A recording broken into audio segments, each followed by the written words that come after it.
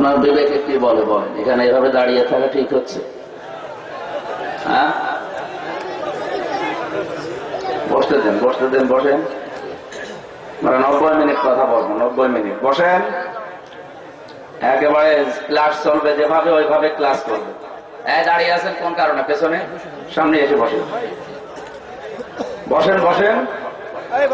এখান থেকে বসা লাগবে না, তাড়াতাড়ি করে কি করেন, হালকাই করে।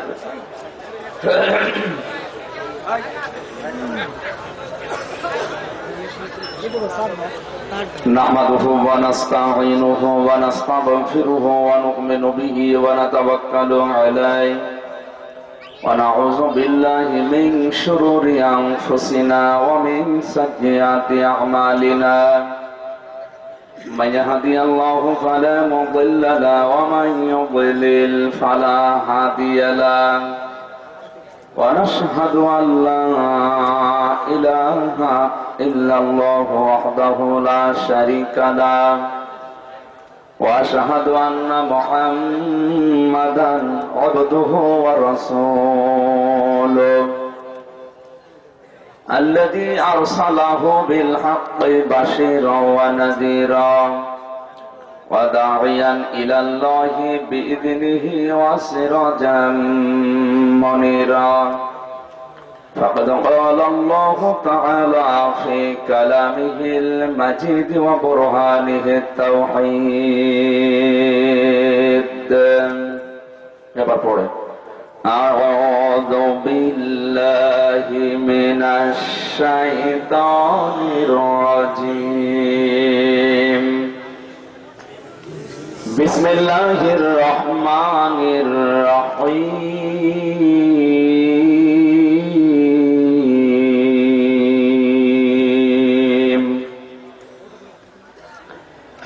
إن عدة الشهور عند الله 12 شهرا في كتاب الله في كتاب الله يوم خلق السماوات والأرض منها 4 حرم ذلك الدين القيم فلا تظلموا فيهن أنفسكم وقاتلوا المشركين كافة كما يقاتلونكم كافة واعلموا أن الله مع المتقين. صدقت يا ربنا. عن أبي هريرة رضي الله تعالى عنه قال قال النبي صلى الله عليه وسلم اللهم بارك لنا في رجب وشعبان وبلغنا رمضان. إن الله وملائكته يصلون على النبي يا أيها الذين آمنوا صلوا عليه وسلموا تسليما. اللهم صل على سيدنا مولانا محمد وعلى آل سيدنا مولانا তুমি আসমানে থাকো প্রভু, আমি জমিনে, তবু তোমারি প্রেম জমে হৃদয় গহীনে। আমি তোমারি গোলাম গো, অন্য কারো না। আমি তোমারি গোলাম গো, অন্য কারো না। আলিমুল গায়ব তুমি, মালিক রব্বানা। আলিমুল গায়ব তুমি, মালিক রব্বানা। আলহামদুলিল্লাহ।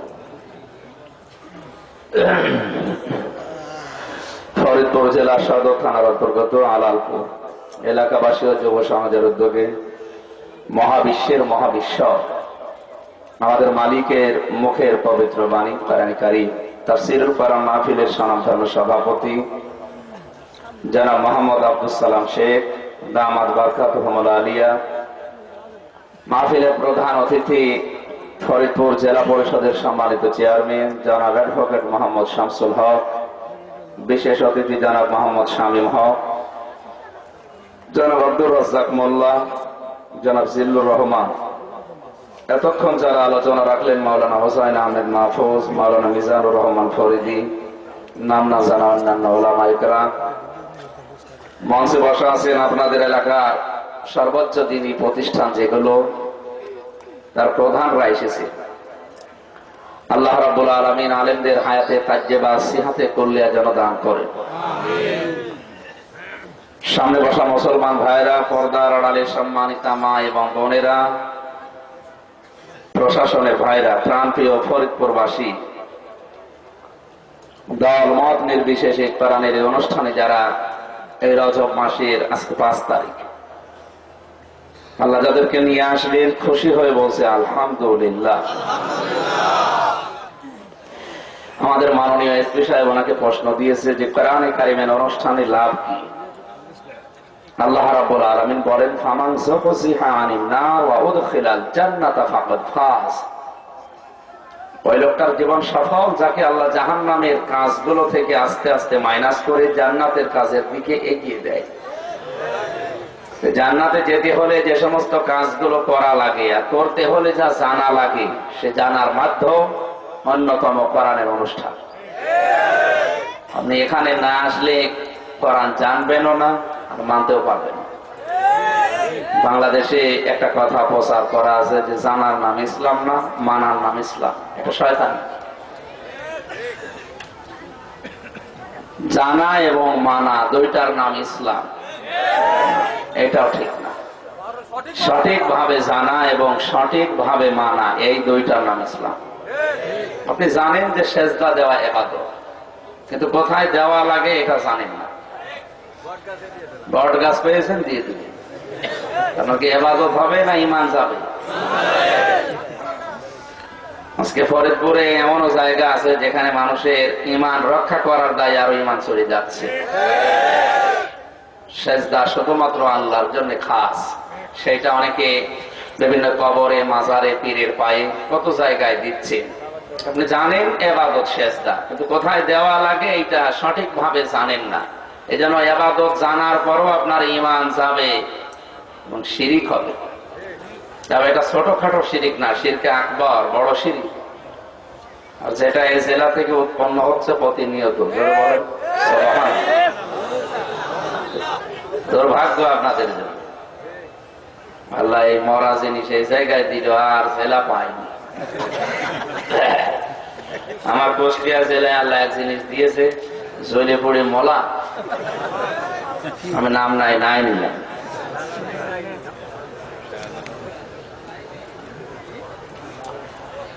সম্মানিত উপস্থিতি,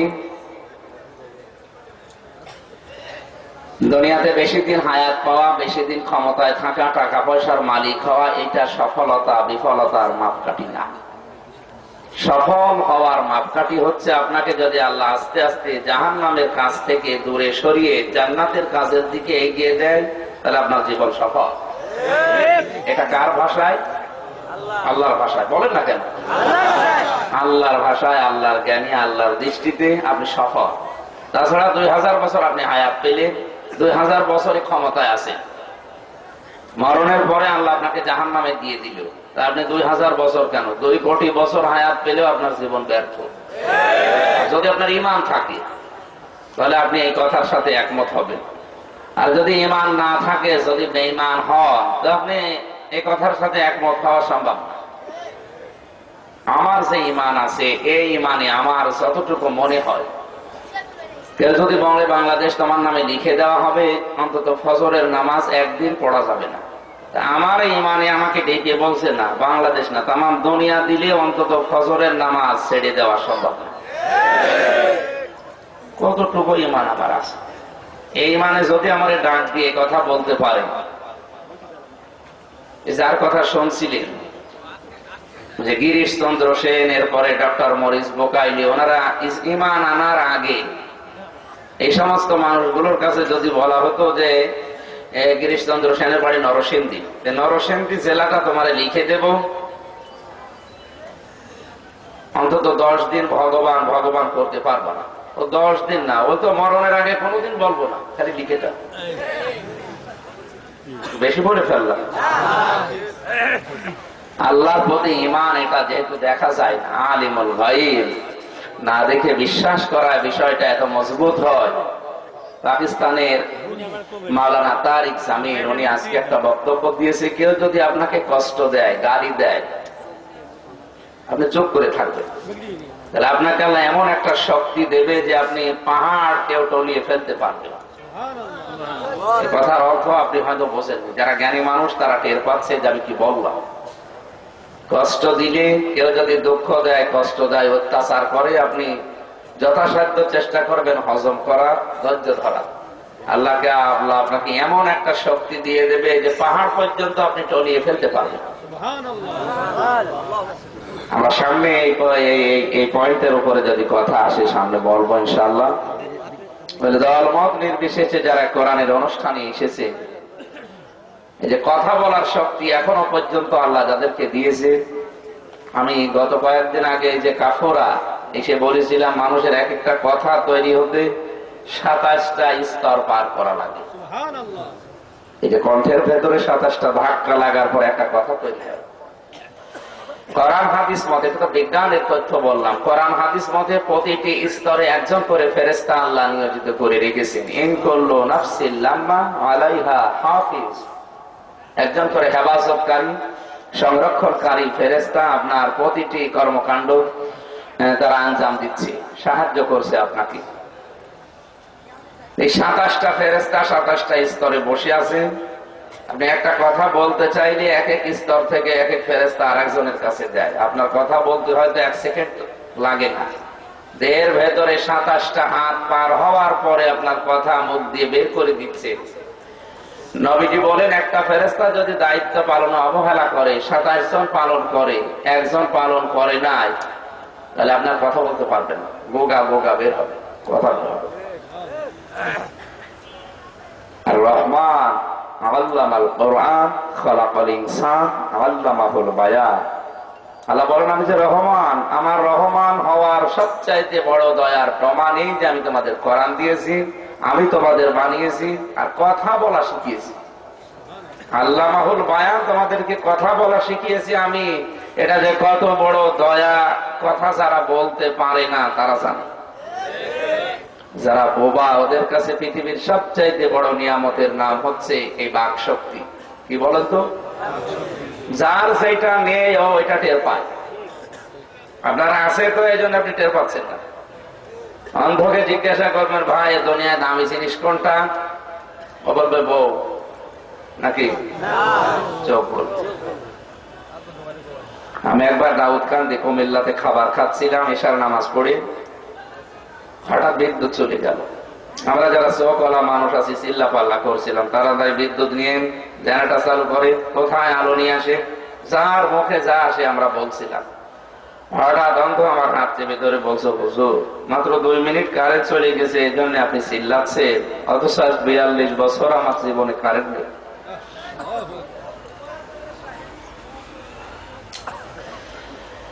কথাটা শোনার পর আমার খটকা লাগলো। তাই তো 2 মিনিটে আমরা চিল্লাপাল্লা করছিলাম, আর লোকটার জীবনে 42 বছর কারেন্ট নেই, রাত দিন সমান। ওই দিন অন্ধ আমাকে বলেছে, হুজুর আপনারা যারা চোখওয়ালা মানুষ হয়তো স্বপ্নে দেখেন, অনেক কিছু দেখতে পান, আমরা যারা অন্ধ স্বপ্নে দেখলেও কিছু দেখতে পাই না, শুধু আওয়াজ শুনি। ওই দিন আমি টের পেয়েছিলাম, কি পেয়েছি, কিয়ামত পর্যন্ত যদি আমার মনে হয় আমার হায়াত আল্লাহ বাড়িয়ে দেয়, এবং কিয়ামত পর্যন্ত সেজদায় পড়ে থাকি, তবে 2টা চোখের শুকরিয়া আদায় হবে না। যে আল্লাহ আমাদেরকে এই সমস্ত নিয়ামত গুলো দিলেন, কথা বলার শক্তি এখনো পর্যন্ত কেড়ে নেননি, আল্লাহ কেড়ে এখনো নিতে পারে না।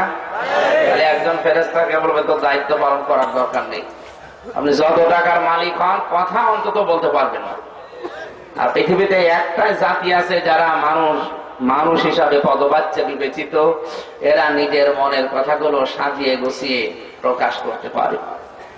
18,000-এর উপরে যারা মাখলুকাত, একটা সৃষ্টি তাদের মনের ভাব এভাবে সাজিয়ে গুছিয়ে প্রকাশ করতে পারে না। সুতরাং এই নিয়ামত যাদের কাছে এখন আছে, তারা খুশি হয়ে বলেন আলহামদুলিল্লাহ। কোরআন শুনতে এসেছি আমরা, কি বলেন তো? এটা কিন্তু এখন ক্লাস হচ্ছে, ক্লাসে যেভাবে থাকা লাগে ওইভাবে অ্যাক্টিভ হয়ে থাকবে। এটা বাড়ি যেয়ে আবার আপনি রিপ্লাই দেবেন, আর এক জায়গায় সে বলতে পারেন যে আমি অন্তত 1-1.5 ঘন্টা ক্লাস করে আসলাম। আল্লাহ পাক বলেন, ওয়ানুনাজ্জিলু মিনাল কুরআনি মা হুয়া শিফাউন ওয়া রাহমাতুল লিল মুমিনিন ওয়া লা ইয়াজিদুজ যালিমিনা ইল্লা খাসারা। সূরা বানী ইসরাঈলের 82 নম্বর আয়াতে আছে, আল্লাহ পাক বলেন, হে নবী, এই কোরআন নাযিল করার ধারাবাহিকতায় এমন এমন বিধান আমি দিয়েছি যেটা মুমিনদের জন্য শেফা, আর জালেমদের জন্য শুধু ক্ষতি বৃদ্ধি করবে। শেফাউল লিল মুমিনিন দিয়েছেন, মানুষের ভেতরে যে সমস্ত রোগগুলো হতে পারে, আসতে পারে, এই 3.5 হাত বডির ভেতরে যে রোগগুলো আছে, বিশেষ করে বড় রোগের নাম হচ্ছে হিংসা। কি হিংসা তো দেশে নেই। এই রোগকে যদি কেউ প্রতিরোধ করতে না পারে, ওর জীবনের যত নেকি কামাই হবে, কাঠে আগুন লাগিয়ে দিলে যেমন শেষ হয়ে যায়, অনেকে একদিকে কামাই করবে আর একদিক থেকে সবগুলো পুড়ে ভস্ম হয়ে যাবে। আল্লাহ রাব্বুল আলামিন বলেন, হিংসা এত বড় মারাত্মক একটা রোগ, আমি এক কথায় বলছি, হিংসা কাকে বলে? আমার হোক, ওর যেন না হয়। এ রোগ দেশে নেই। শয়তানকে একদিন হযরত ঈসা আলাইহিস সালাম জিজ্ঞাসা করছিলেন, কোথায় যাও? বলে বাজারে যাই। কি তোমার মাথায় ছড়ির উপরে? বলে 3টি জিনিস আমার মাথার উপরে আছে। 1 নম্বরে হিংসা, আর একটা জুলুম, আর একটা রিয়া। কি করবে এগুলো? বলে আমি এই হিংসা বিক্রি করব এদেশে যারা আলেম আছে তাদের কাছে। আজ পৃথিবীর দিকে তাকান, সবচেয়ে বেশি হিংসা কিন্তু আলেমদের ভিতরে। আলেম মানে নামের আগে যাদের মাওলানা মুফতি লেখা, তারা আলেম মানে জ্ঞানী। আলেম মানে কি? সুতরাং জ্ঞান যারা অর্জন করেছে, শিক্ষিত মানুষদের ভেতরে আজ আমরা হিংসাটা বেশি দেখতে পাচ্ছি। শয়তান মনে হচ্ছে বিক্রি করে ফেলেছে। 2 নম্বর, জুলুম কার কাছে বিক্রি হবে? বলে শাসকদের কাছে। তাম দুনিয়ার দিকে তাকালে যেটা দেখা যায়, সবচেয়ে বেশি জুলুম করছে যারা দায়িত্বে আছে তারা। শয়তান এখন জুলুমও তাদের কাছে অলরেডি বিক্রি করে ফেলেছে। আমার ভাইরা, আমি যেটা বোঝাতে চাই, হিংসা আমার হোক, ওর যেন না হয়। দাদা বলছিলেন, একটা লোক মাঠে গিয়ে কাজ করতে গিয়ে একটা পাথর পেয়েছিল। পাথরটা নাড়াচাড়া করতে হঠাৎ দৈত্য বের হয়ে বলছে, মালিক কি চাই আপনার? কি চাই মানে? আপনি আপনার কাছে যা চাবেন আমি তাই দেব, কিন্তু ঝামেলা হচ্ছে আপনার পাশে যে থাকবে তার ডবল হয়ে যাবে। আপনাকে যদি আমি 5 টাকা দেই, পাশে যে থাকবে তার 10 টাকা হবে। আমার দরকার নেই, কষ্ট করে আমি পাথর পেলাম, আমি নাড়াচাড়া দেব, 5 টাকা পাবো আমি, আর পাশে বসে থেকে সাইদ পাবে 10 টাকা। দরকার নেই। বাড়ি স্ত্রীকে বলছে পাথরটা রাখো, সাবধান, নড়াচড়া যেন না হয়। মেয়ে লোককে আপনি যে কাজ নিষেধ করবেন ওই কাজ বেশি করে করবেন। স্বামী যখন মাঠে গেছে চিন্তা করছে পাথর নড়াচড়া যেন না লাগে, হাতে নিয়েছে, দিয়েছে নড়াচড়া। দৈত্য বের হয়ে বলছে মালিক কি চাই? কি চাই বোঝো না? করে ঘরে কতদিন থাকবো? একতলা বাড়ি চাই। ও তো আর জানে না পাশের বাড়ি হবে। স্বামী বাড়ি থেকে এসে দেখছে না নিজের বাড়ি আর নেই, কোথায় গেল? বহু কষ্ট করে বাড়িতে গিয়ে বলছে কইছে পাথর নাড়াচাড়া দিয়ে ফেলিস, তুমি তো টের পাচ্ছ না, পাথরটা আবার নিয়ে আসো। গেল বাইরে গিয়ে তাকাও, সব 2 তালা পাথর নাড়াচাড়া দিয়ে দৈত্য বের হয়ে বলছে মালিক কি চায়? কি চায় মানে আমার 100 বন্ধ করে দে। আমার যদি 100 বন্ধ হয়, এলাকায় যারা আছে সবার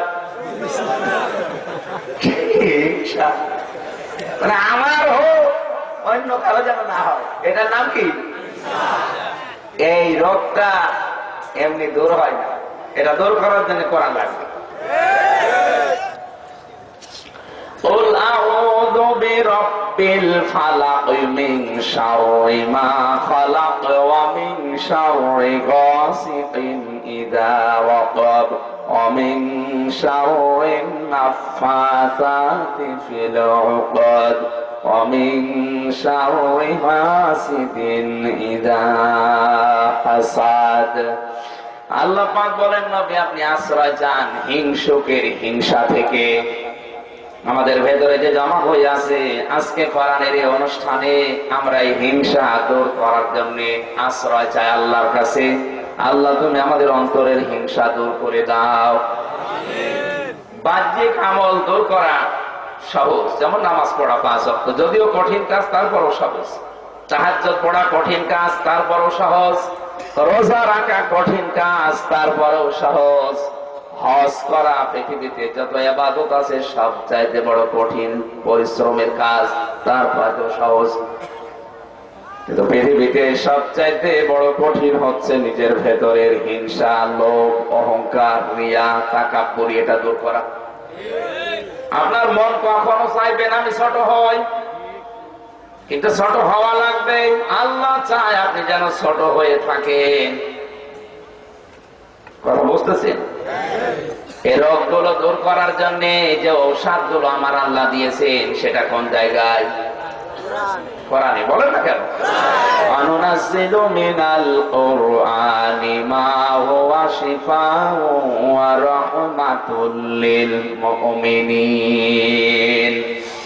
মুমিনদের জন্য রোগ মুক্তির কারণ হিসাবে আল্লাহ যত ঔষধ রাখবে, আপনার 3.5 হাত বডি থেকে শুরু করে তাম দুনিয়া যত রোগ আছে সব রোগের মহা ঔষধ আল্লাহ কোরআনে দিয়েছেন। পৃথিবীর জমিনে আমরা রোগ দেখতে পাই, চুরির রোগ, না চুরি নেই? এই রোগ ভালো করার জন্য মানুষ অনেক আইন বানিয়েছে, কিন্তু রোগ ভালো হওয়া দূরের কথা, চুরি এই 50 বছরে আরো বেড়ে গেছে। 1500 বছর আগের দিকে তাকান, আল্লাহর নবী যেদিন বলেছিলেন খায়রুল কুরুনি করনি, খায়রুল কুরুনি উম্মতি, খায়রুল কুরুনিন নাস। খুতবায় যদিও দ্বিতীয় তৃতীয় শব্দটা বলা হয় না, প্রথমটা শুধু বলা হয়। আল্লাহর নবী ঘোষণা দিয়েছিলেন আমার যুগ শ্রেষ্ঠ যুগ, আমার যুগের উম্মত গুলো শ্রেষ্ঠ উম্মত, এমনকি আমার যুগের মানুষগুলো এখন শ্রেষ্ঠ মানুষ। কোন ঔষধ তিনি প্রয়োগ করেছিলেন? এই কোরআনের। কিসের? নিজের আপন মেয়েকে পর্যন্ত তিনি ছাড় দেওয়ার কথা বলেননি। ওই জামানায় একজন সম্ভ্রান্ত মহিলা চুরি করার পরে ধরা পড়ে কেউ সাহস পাচ্ছিল না হযরতে যায়েদ ইবনুল হারেসা রাদিয়াল্লাহু তাআলা আনহাকে দিয়ে বিশ্ব নবী মুহাম্মদ রাসূলুল্লাহর কাছে সুপারিশের জন্য পাঠিয়েছিলেন। নবীজি বললেন দেখো সম্ভ্রান্ত বংশের মহিলা কেন, আমার নিজের মেয়ে ফাতেমাও যদি চুরি করে ধরা পড়তো আর সাক্ষ্য প্রমাণ যদি হয়ে যেত যে চুরি করেছে, আমি মোহাম্মদ আল্লাহর নামে কসম দিয়ে বলছে আমি নিজে তার হাত কেটে দিতাম। এটা যদি আজ 50 বছর আগে বাংলার সংসদে কায়েম হয়ে যেত, 50 বছরে চুরি কাকে বলে এ বাঙালি জাতি ভুলে যেত। বঙ্গবন্ধু আফসোস করে বলেছিলেন, আমার ডাইনে চোর, পেছনে চোর, বামে চোর, ওপরে চোর, নিচে চোর, যত কম্বল নিয়ে আসলাম আমার টাউনে চুরি হয়ে গেছে।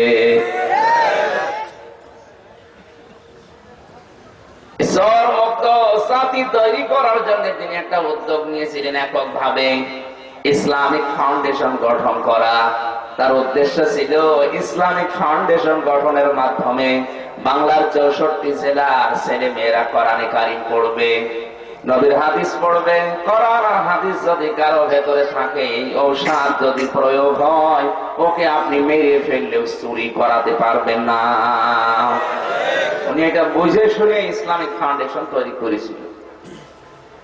ওনার জীবনের কোনো কিছু যদি অন্তত কবুল না হয়, এই কাজটা আল্লাহ যেন কবুল করেন। জোরে বলেন আমিন। ফরিদপুরবাসী বাংলাদেশের সংবিধান অনুযায়ী চোর চুরি করলে 378 সম্ভবত 378 নাম্বার যে পয়েন্ট আছে ধারা অনুযায়ী 3 মাস থেকে 3 বছরের জেল দেওয়ার নিয়ম যদি সাক্ষ্য প্রমাণে ধরা পড়ে। আমরা বাংলাদেশে দেখতে পাচ্ছি আইন অনুযায়ী বিচারক বিচার করে একজন চোরকে জেলে দেয়। জেলে যাওয়ার পরে দেখা হয় ডাকাতের সাথে। আমার প্রথম যখন জেলে দিয়েছিল, সে দেখি কিছু মানুষ বসে আছে, আমার বলছে হুজুর কি কেস? আপনাদের কি?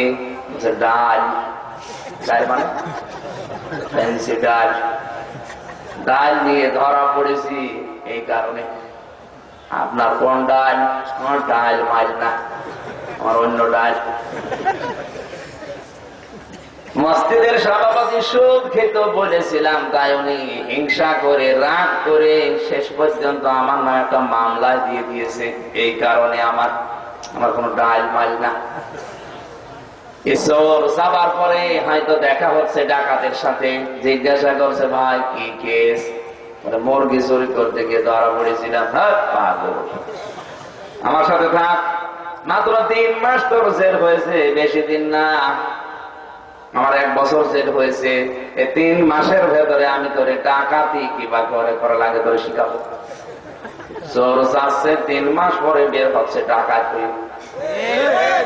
আমি কি বেশি বলে ফেললাম? ডাকাত ডাকাতি করতে গিয়ে ধরা পড়েছে। জেলখানায় যাবার পরে দেখা হয়ে গেছে মার্ডার কেসের আসামির সাথে। জিজ্ঞাসা করছে ভাই কোন কারণে? ডাকাতি করতে গিয়ে ধরা পড়ে গেছি। পাগল নাকি? আমার সাথে থাকো, মানুষ কিভাবে উপরে পাঠানোর আগে আমি শেখাবো, শিখিয়ে দিচ্ছি। চোর যাচ্ছে চুরি করে ধরা পড়ে ডাকাত হয়ে বের হয়, ডাকাত যাচ্ছে ডাকাতি করে ধরা পড়ে সন্ত্রাসী হয়ে বের হচ্ছে, খনি আসামি হয়ে বের হচ্ছে। এভাবে কিয়ামত পর্যন্ত বাংলাদেশ চোর মুক্ত করা সম্ভব না। আল্লাহ পাক বলেন আস-সারিকু ওয়াস-সারিকাতু ফাকতাউ আইদিয়াহুমা জাযাম বিমা কাসাবা নাকালাম মিনাল্লাহ। সূরা মায়েদার 38 নম্বর আয়াতে আল্লাহ জানিয়েছেন, চোর যদি পুরুষ হয় নারী হয় আর সাক্ষ্য প্রমাণে যদি ধরা পড়ে, ওটা যদি অভাবে না হয়ে স্বভাবে হয়, আমি আল্লাহ নিয়ম দিলাম দুনিয়ার শাস্তি তাদের হাত কেটে দাও। এটা আল্লাহর পক্ষ থেকে দুনিয়ার নাকাল, দুনিয়ার শাস্তি। এটা আমার তো যতটুকু বিশ্বাস, এই আইনটা বাংলাদেশের আমরা যত মানুষ চাই না কেন, সংসদে যারা আছে ওরা কিয়ামতের আগে চাইবে না। বড় বড় চোরগুলো সব এখন ওখানে রাস্তার জন্য বাসে ঠায়, ওখান থেকে কলমের খোসা দিয়ে চুরি করে সবই খেয়ে ফেলে। ওরা কি কখনো চাইবে যে চুরি করার এই আইনটা অন্তত সংসদে পাশ হোক? এই জন্য বলে কোরআনের এই আইন বর্বর আইন, মানুষের হাত কেটে দেওয়া একটা আইন হলো, কারণ ওরা হাত তো আগে কাটা পড়বে। আমার বিশ্বাস, আমার মন ডেকে বলে, এদেশে যদি কোরআনের আইনটা জারি হয়ে যায়, এদেশে কত এমপি, মন্ত্রী, মেয়র, এদের যে হাত থাকবে না আল্লাহ ভালো জানে। এর ওপরে ওসাদ কোরআনে কারিমে আল্লাহ দিয়েছেন, ডাকাত ডাকাতি করে ধরা পড়লে তার শাস্তি কি হবে? সূরা মায়েদার 34 নম্বর আয়াতে আছে, 33 নম্বর আয়াতে, ইন্নামা জাযাউল্লাযীনা ইউহারিবুনাল্লাহা ওয়া রাসূলাহু ইলা আখির আয়াত। আল্লাহ পাক বলেন, ডাকাত যদি ডাকাতি করতে গিয়ে ধরা পড়ে, অবশ্যই তাকে বিপরীত দিক থেকে হাত আর পা কেটে দাও। এতে যদি স্বভাব ভালো না হয়, তাহলে তাকে দেশ থেকে তাড়িয়ে দাও, নাগরিকত্ব বাতিল করে দাও। এত বড় বড় কঠিন আইন আল্লাহ কোরআনে রোগ মুক্তির জন্য দিয়েছে। এই রোগগুলো মুক্ত করার জন্য আজ নতুন নতুন আইন আমরা যারা এই মন মস্তিষ্কের এই মেধা দিয়ে বানিয়েছি, চোর ডাকাত মুক্ত হওয়া দূরের কথা, আরো আমরা আতঙ্কে আছি। মরহুম এরশাদ বলেছিল, এমন একটা পরিস্থিতিতে আছি, ঘরে থাকলে খুন, বাইরে থাকলে গুম।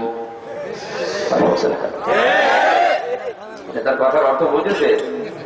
সেই অবস্থা এখন কিন্তু চলছে।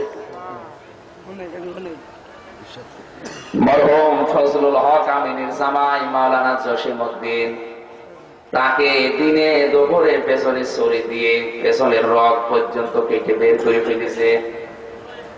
গতকালকে আমি মৌলভী বাজারে ছিলাম, বড়লেখা থানায়। ওখানে একজন আলেমের উপরে এমন ভাবে অতর্কিত হামলা চালিয়ে এ হাতের ভেতরে 16টা সেলাই দিয়েছে, পেছনে দিয়েছে 16টা সেলাই। কিভাবে কপিয়েছে? উনি নাকি মসজিদে বেপরদার বিরুদ্ধে কথা বলেছিলেন, এই তার অপরাধ। আজ আমরা আতঙ্কে আছি। এ রোগগুলো মুক্ত করার জন্য যে ঔষধ দরকার, সেই ঔষধ ধারাবাহিক ভাবে আল্লাহ যেখানে দিয়েছেন তার নাম কোরআন। বারবার এসপি সাহেবের দিকে ইঙ্গিত দিয়ে বলছি, এ দেশ থেকে যদি অপরাধ গুলো দূর করতে হয়, মানুষের তৈরি করা কোন আইন দিয়ে সম্ভব না, অবশ্যই আল্লাহর পাঠানো এই মহা ঔষধ লাগবে। আমরা জানি না, অনেকে শুনতে আসি, এই কারণে এই মাহফিল। ওয়ালা ইয়াজিদুস সালিমিনা ইল্লা খাসারা। খাসার না, খাসার একালি টান আছে। পৃথিবীতে যারা জালেম, তাদের জন্য কোরআনে কারিমে কোনো উপকার নেই। দিন যত যাবে জালেমদের তত ক্ষতি বৃদ্ধি হবে। ওদের যে সমস্ত আবরণ গুলো লাগানো আছে, আবরণ গুলো আরো খুলবে কোরআন যদি ওই পরিবার, সমাজ, রাষ্ট্রে থাকে। এই জন্য জালেমদের সব সহ্য হয়, কোরআনের আলোচনা সহ্য হয় না। জুলুমের এই যে একটা আবরণ, কুফরের একটা আবরণ, বেদাতের একটা আবরণ, শিরকের একটা আবরণ, এগুলো দিয়ে যারা নিজেদেরকে আড়াল করে রেখেছে, মানুষকে বুঝতে যায় না। কোরআনের তাফসীর যদি সঠিকভাবে করা হয়, তাহলে এই আবরণগুলো খসে পড়ে যায়, আবরণগুলো থেকে উন্মুক্ত করা যায়। কারণ তাফসীর শব্দের শাব্দিক অর্থ হচ্ছে উন্মুক্ত করা। তাফসীর মানে ঢাকনা দিয়ে ঢাকা আছে, ঢাকনা তুলে ফেলা। পোশাক দিয়ে আবরণ তৈরি করা আছে, পোশাক খুলে ফেলা, ভেতরের অবস্থা জানা, এর নাম আরবিতে তাফসীর বলে। কোরআনের তাফসীর হলে পরিবার, সমাজ, রাষ্ট্রে আজ যারা নিজেদেরকে জুলুম, কুফর, শিরিক, বেদাত এগুলোর আবরণ দিয়ে ঢেকে রেখেছে, এগুলো এমনিতে আল্লাহ উন্মুক্ত করে দেবে। জাতি দেখতে পারবে এটা তাদের সর্বনাশ করছে। এটা দেশের চেয়ারে বসে সর্বনাশ করছে, এটা দেশের আলেম সেজে সর্বনাশ করছে, এটা দেশে পীর সেজে সর্বনাশ করছে। কথা বলে না কারণ এগুলো যখন জাতি দেখতে পাবে, তখন তার ব্যবসায় 12টা বাজবে। এই কারণেই তারা এত বিরোধিতা করে। তাছাড়া ইসালে সওয়াব হচ্ছে দিনের পর দিন বাধা দেওয়া দূরের কথা, বন্ধ হওয়া দূরের কথা, আমি দেখা দূরের কথা, শুনিও যে ইসালে সওয়াব বন্ধ হয়। ওরস শরীফ, খসরস শরীফ, নওরস শরীফ, গোসল শরীফ, কত শরীফ দেশে আছে। এই শরীফ শব্দটা জায়েদ বেরিয়ে পৃথিবীতে শুধু কোরআন শরীফ, হাদিস শরীফ, মক্কা শরীফ, মদিনা শরীফ, এই 4 শরীফ বাদে কোন শরীফ নেই। আমরা সামনে পয়েন্ট আসলে বলবো, আপনি শরীফ লাগাবেন না কেন, আসলে ইনশাল্লাহ আসবে, খুব খেয়াল করে শুনবেন। শরীফবাসী আজ যারা আলেমের নাম নিয়ে, পীরের নাম নিয়ে, নেতার নাম নিয়ে বিভিন্ন চেয়ারে বসে বসে আবরণ গুলো লাগিয়ে যারা জাতির সর্বনাশ করছেন, মানবতাকে ধ্বংস করছেন, আমার আল্লাহ রাসূলের বিরুদ্ধে অবস্থান নিচ্ছেন, তাফসীর যদি শুরু হয় ওগুলো কিন্তু খুলে যাবে। এই জন্য এই মানুষগুলো এত বিরোধিতা করে। বাংলাদেশ সহ বিশ্বের যতগুলো দেশ ঘুরেছি, কোন দেশে আমি তাফসীর মাহফিল বাদ দিয়ে কোন জায়গায় বাধা পাইনি। আমি ওরস শরীফে কথা বলেছি, নওরস শরীফে কথা বলেছি, ইসালে সওয়াবে ভারতে বিভিন্ন জায়গায় কথা বলেছি, বাধা পাইনি। কিন্তু যেখানে কলকাতায় তাফসীরুল কোরআন মাহফিল লিখা, ওইটা বন্ধ হয়ে গেছে। আসামে গিয়েছিলাম, মেঘালয়, তাফসীরুল কোরআন মাহফিল লিখে দিয়েছে, বন্ধ করে দিয়েছে। অথচ ওই স্টেজে মাস খানিক আগে একজন ইসালে সওয়াব করে গেছে, আর গরু ছাগল দিয়ে সারা রাত অনুষ্ঠান হয়েছে। তাফসীর মাহফিলে বাধা দেওয়ার কারণটা আপনি টের পেলেন। কারণ তাফসীর হলে সে আবরণ গুলো দিয়ে সমাজের বিভিন্ন দুষ্কৃতিকারীরা নিজেদেরকে আড়াল করে রেখেছে, এগুলো এমনি খুশি পড়ে যায়। জাতি তখন দেখতে পায় যে এটা সর্বনাশ করছে। এখানে জালেমদের জন্য কোনো ঔষধ করানো নেই, কোনো উপকার নেই। দিন যত যাবে জালেমদের ক্ষতি তত বৃদ্ধি হবে। আমাদের বাহ্যিক আমল গুলোর চাইতে ভেতরের যে আমল, বিশেষ করে লোভ, হিংসা, অহংকার, রিয়া, তাকাব্বুরি, এগুলো আমরা কোরআনে কারীমের মহা ঔষধ দিয়ে আজকে একটা একটা করে দূর করব। আল্লাহ যেন তৌফিক দান করে, বলেন আমিন। দরুদ আর সালাম পড়ছি আমাদের নবী, মানবতার মহান শিক্ষক মুহাম্মদুর রাসূলুল্লাহ সাল্লাল্লাহু আলাইহি ওয়াসাল্লামের প্রতি। আমার আজকের আলোচনার বিষয় আপনারা আয়াত পড়া দেখে টের পেয়েছে। এটা রজব মাস চলছে, আজকে 5 তারিখ। কোন মাস বলেন তো? সম্মানিত যে 4টা মাস আল্লাহ নিজে ঘোষণা দিয়েছেন, তার ভেতরে রজব 2 নাম্বারে। সূরা তাওবার 36 নম্বর আয়াতটা আমরা পড়েছি। মাস অনুযায়ী স্থান কাল পাত্র ভেদে বাস্তবতার সাথে মিলিয়ে আমরা কথা বলবো ইনশাআল্লাহ। সূরা তাওবা 129টা আয়াত আছে, 16টা রুকু আছে, মদিনায় নাজিল হয়েছে। আমরা পড়েছি মাত্র একটা আয়াত, আয়াতের নাম্বার 36। কত? জবান খুলে বলেন কত? আমার আলোচনার বিষয় রজব মাসের করণীয় বর্জনীয়। আপনি জমার খুতবায় কিভাবে শুনেছেন আমি জানি না, আমি আধুনিক কায়দায় বাস্তবতার সাথে মিলিয়ে বলবো। আল্লাহ যেন আমাকে ডেলিভারি দেওয়ার তৌফিক দেন। জবান খুলে কোরআনের সোনালী আয়াত তাফসীর আকারে শোনার জন্য পড়েন। আউযু বিল্লাহি মিনাশ শাইতানির রাজিম। বিসমিল্লাহির রহমানির রহিম।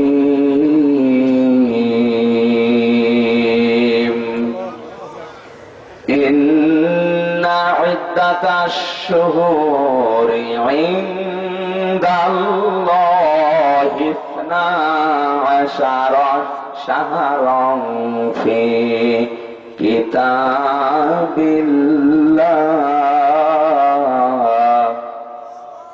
يوم خلق السماوات والأرض منها 4 حرم ذلك الدين القيم فلا تظلموا فيهن أنفسكم وقاتلوا المشركين كافة كما يقاتلونكم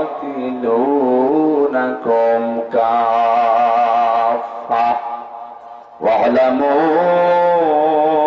أن الله مع المتقين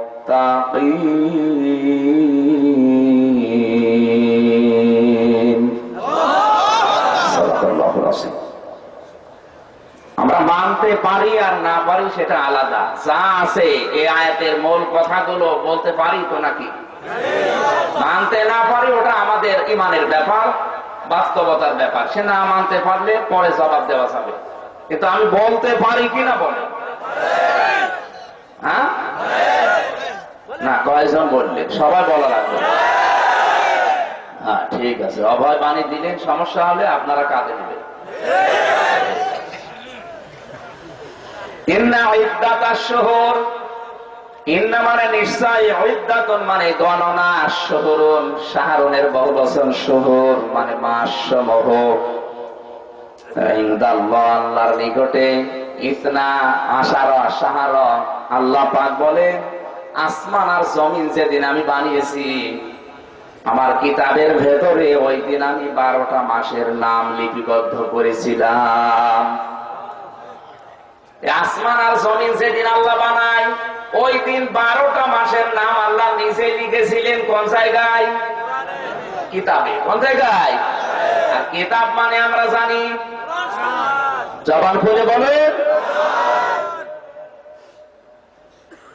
আল্লাহ রাব্বুল আলামিন 12টা মাসের নাম কোরআনে কারিমে ওই সময় লিখেছিলেন যেদিন আসমান আর জমিন তৈরি করেন কি সেটা জানুয়ারি ফেব্রুয়ারি মার্চ বৈশাখ জ্যৈষ্ঠ আষাঢ় কি মুহররম সফর এই 12টা মাসের ভেতরে মিনহা আরবাআতুন হুরুম 4টা মাস আমি আল্লাহ পবিত্র বলে ওই সময় ঘোষণা দিয়েছি যে 4টা মাস পবিত্র তার ভেতরে মুহররম 1 নম্বরে 2 নম্বরে আমরা দেখুন যে যেটা আছে এই রজব মাস এটা আসল শব্দ তার জীব এখান থেকে রজব রজব মানে সম্মান সম্মানিত করা 3 নম্বরে জিলকদ 4 নম্বরে জিলহজ এই 4টা মাসকে পবিত্র ঘোষণা দিয়েছেন আল্লাহ ওই দিনে কেন দিয়েছেন আমরা কেনর জবাব আস্তে আস্তে একটা করে যাব আগে শেষ করি আয়াতটা যালিকাদ দীনুল কাইয়্যিম আল্লাহ পাক বলেন এটাই স্থায়ী বিধান বা দিন ফালা তাজলিমু ফীহিন্না আনফুসাকুম নিজেদের উপরে জুলুম করবা না এই 4 মাসে আকাতিলুল মুশরিকিনা কাফাতান কামা ইউকাতিলুনাকুম কাফা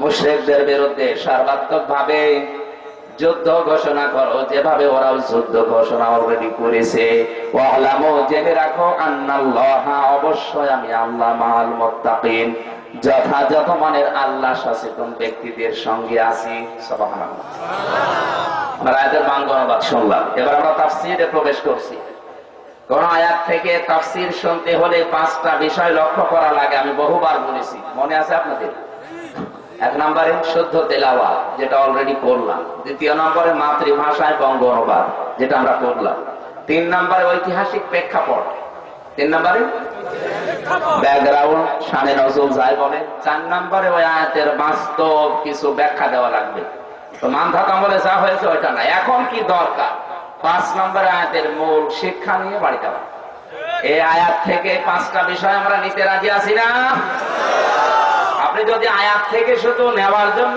চেষ্টা করে যদি নিতে নাও পারে কোন আয়াত যদি বোঝার কেউ চেষ্টা করে ও যদি নাও বোঝে তাও 500 রাকাত নামাজের সওয়াব আর যদি বুঝে বাস্তবে প্র্যাকটিক্যালি আমল করতে পারে তাহলে তো সোনায় সোহাগা আমরা একটা একটা করে সিরিয়াল হিসাবে অন্তত 2টা পার করলাম 3 নম্বরে যাচ্ছি ঐতিহাসিক প্রেক্ষাপট ব্যাকগ্রাউন্ড পটভূমি শানে নজরুল যাই বলেন আছেন তো ময়দানে এই আয়াত সম্পর্কে আমরা ঐতিহাসিক প্রেক্ষাপট যেটা জানি যেহেতু রজব মাস এটা বিশ্বনবী মুহাম্মদ রাসূলুল্লাহ সাল্লাল্লাহু আলাইহি সাল্লাম তার 53 বছর বয়সে এই রজব মাসের 27 তারিখে এই দুনিয়ার ধরিয়ে ধরা দাম থেকে তিনি আল্লাহর আরশ পর্যন্ত ভ্রমণ করেছিলেন। লিনুরিয়াহু মিন আয়াতিনা ইন্নাহু হুয়াস সামিউল বাসীর। আল্লাহ পাক বলেন, আমার নবীকে আমার বিভিন্ন নিদর্শন দেখিয়েছি, আমার বিভিন্ন আয়াত নিদর্শন তাকে দেখিয়েছি। বলছি রাত কিভাবে মানুষ পার হবে সেই দৃশ্যটা তাকে দেখালাম।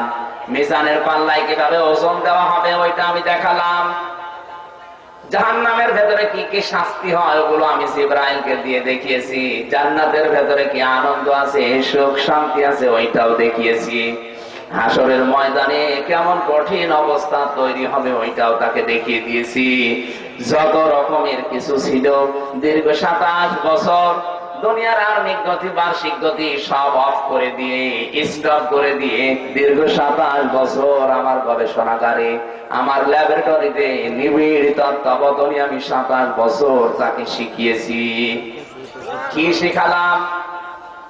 আল্লাহর নবী যে বছরে তিনি মেরাজে গিয়েছিলেন ওই বছরের নাম ছিল আমুল হুজুন, শোকের বছর, দুঃখের বছর। বিশ্বনবীর মাথার উপর থেকে পরপর 2টা ছায়া আল্লাহ কেড়ে নিলেন। 1 নম্বরে তার স্ত্রী খাদিজাতুল কুবরা রাদিয়াল্লাহু তাআলা আনহা, 2য় নম্বরে তার চাচা আবু তালিব। হযরতে খাদিজাতুল কুবরা তার মাথার উপরে এমন ছায়া দিতেন, অর্থনৈতিক যে ছায়াটা তিনি দিতেন, আর রাজনৈতিক ক্ষমতার যে ছায়াটা এটা দিত আবু তালিব। বিশ্বনবীর মাথার উপর থেকে 2টা ছায়া সরে যাওয়ার পরে নবীজি হতাশ হয়ে পড়েছিলেন, দিশেহারা হয়ে পড়লেন, দুঃখের সাগরের ভেতরে পড়লেন। এখন আমাকে কে সামনে এগিয়ে দেবে? অর্থনীতির এটাও শেষ হয়ে গেল, রাজনৈতিক ক্ষমতা ওইটাও শেষ হয়ে গেল, এখন আমি সামনে যাব কি নিয়ে? এ কঠিন অবস্থায় মহান আল্লাহ রব্বুল আলামিন বিশ্ব নবীকে জানালেন, আপনি শোকে দুঃখে এই ভীত সন্তুষ্ট হয়ে দুর্বল হয়ে পড়লে হবে না। দুনিয়ায় শোক পালন করার জন্য আপনাকে আমি পাঠাইনি। এই কঠিন অবস্থায় আপনাকে আমি নিয়ে আসলাম আমার কাছে। সমাজ এবং রাষ্ট্র চালাতে গিয়ে কি কি লাগে ওই কর্ম পদ্ধতিগুলো 27 বছর আপনাকে আমি নিজে হাতে কলমে জিবরাইলকে দিয়ে শিক্ষা দেব। এখান থেকে যেটা বের হয়, এইদিকে তাকান, আবার হাত উঁচু করে, কি আপনার কি হয়েছে? এইদিকে তাকান। খুব গুরুত্বপূর্ণ পয়েন্ট বলছি, বাইরে যে আবার গিবত করবেন কি বললাম? আমি ঐতিহাসিক প্রেক্ষাপট বলছি। আল্লাহর নবীর আমুল হুজুনে দুঃখের বছরে তাকে এই শোকের বছরে শোক পালন করা দূর করে দিয়ে নবীকে নিয়ে গেলেন আল্লাহ নিজের কাছে। কেন? শক্ত করছে, মজবুত করার জন্য, স্থায়ী ভাবে কিছু শিক্ষা দেওয়ার জন্য নিয়ে যাচ্ছেন যখন শোক চলছে নবীজির। কোরআন হাদিস মতে আমি যতটুকু লেখাপড়া করে জেনেছি, ইসলামে শোক পালন করা 3 দিনের উপরে জায়েজ নেই। অথচ বাংলাদেশ সহ বিশ্বে অনেক দেশ আছে 50 বছরে অনেকের শোক শেষ হচ্ছে না। বুঝেছেন তো নাকি আন্দাজে? ঠিক, আপনি তো বলবেন আমি জানি। এত শোক আপনার আসে কোত্থেকে? কেউ বছর বছর আসলে এই শোক পালন করছে হোসাইনের নাম নিয়ে। না মানে আমি অন্য কারো নাম বলে মায়ের খাবো? হোসাইনের নাম বলে দিল ওই দিকে হোসাইনের নাম বলে হাই হোসেন করছে, শরীর দিয়ে কেটে কেটে রক্ত বের করছে নাকি বের করে ফেলছে। আপনি কোথায় পেয়েছেন শোক পালন করা লাগবে? যার জন্য শোক পালন করছেন ওই লোকটা চোখ বন্ধ হওয়ার পরে আপনার সাথে সম্পর্ক শেষ হয়ে গেছে। ফালা আনসাবা বাইনাহুম ইয়াউমাইদি ওয়ালা ইয়াতাসাআলুন। সূরা মুমিনুনের 101 নম্বর আয়াতে আল্লাহ জানিয়েছেন, নাসাবের বহুবচন আনসাব। দুনিয়ায় যত রকমের সম্পর্ক আছে রক্তের, মরণের পরে সব কাট হয়ে যায়। শুধুমাত্র যারা মুত্তাকি তাদের সম্পর্ক ঠিক থাকে।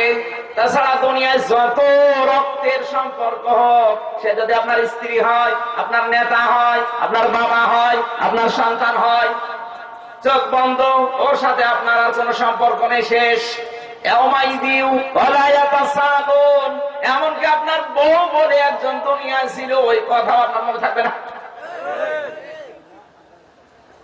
আপনার বাবা যে একজন দুনিয়ায় ছিল, আপনার বাবা আপনার মনে থাকবে না। বাবা বলে আপনি কাউকে মনেও করতে পারবেন না যে দুনিয়ায় বাবা বলে একজন আমার ছিল। অথচ আজ আমরা শোক পালন করতে করতে 50, 60, 70 বছর পার হয়ে যাচ্ছে, শোক শেষ হচ্ছে না। এটা পালন করার জন্য প্রতি বছরে বছরে লক্ষ লক্ষ টাকার পোস্টার ছাপানো হয়, শোক দিবস। আপনি রাগ করবেন কোন কারণে আপনি এটা করবেন? আমি বলেছি আপনি মানতে না পারেন ওটা পরে দেখা যাবে, কিন্তু আমাকে বলতে দিন, সঠিকটা অন্তত আমারে বলতে দেন। শোক পালন করা কোন ইসলামের কোন বিধানে নেই। কিসের শোক পালন করবেন আপনি? মরণের পরে ওর কথা আপনার মনে থাকবে না। কিসের স্বামী, কিসের বাবা? অথচ এইটার নামে আজ আমরা একটা দিবসই বানিয়ে নিয়েছি। আমার মনে হয় যেভাবে দিবস বানানো এই বাংলাদেশে আরম্ভ হয়েছে, কিছুদিন পরে দেখবেন চিন্তা দিবস শুরু হবে। জিজ্ঞাসা করবেন কি চিন্তা দিবসে আছি? চিন্তা দিবসের কাজ কি? চিন্তা করছি, আসলে কি চিন্তা করি? এটা একটা দিবস। ভালোবাসা দিবস যেহেতু বানিয়েছে মানুষ, তো চিন্তা দিবস বানাতে অসুবিধা কি? এভাবে কিছুদিন পরে দেখবেন চলবে রাত কানা দিবস। তাহলে দিবসই চলছে। আজকে থেকে সিদ্ধান্ত নেওয়া লাগবে, আপনি যদি রজব মাসকে সম্মান দিতে চান, এটা যেহেতু সম্মানিত মাসের একটা, কোন শখ পালন হবে না। কিসের শখ, কার জন্য করব? ও তো চোখ বন্ধ হলে সাইদ বলেছে একজন ছিল, ওর কথা আমার মনে আসবে না। এটা আমি বানালাম। কোন সূরার নাম বললাম? সূরা মুমিনুন 101 নম্বর আয়াত। ফালা আনসাবা বাইনাহুম, নাসাবের বহু বচন আনসাব। যত রকমের সম্পর্ক দুনিয়ায় তোর ছিল সব কাট হয়ে যাবে, কিচ্ছু মনে থাকবে না।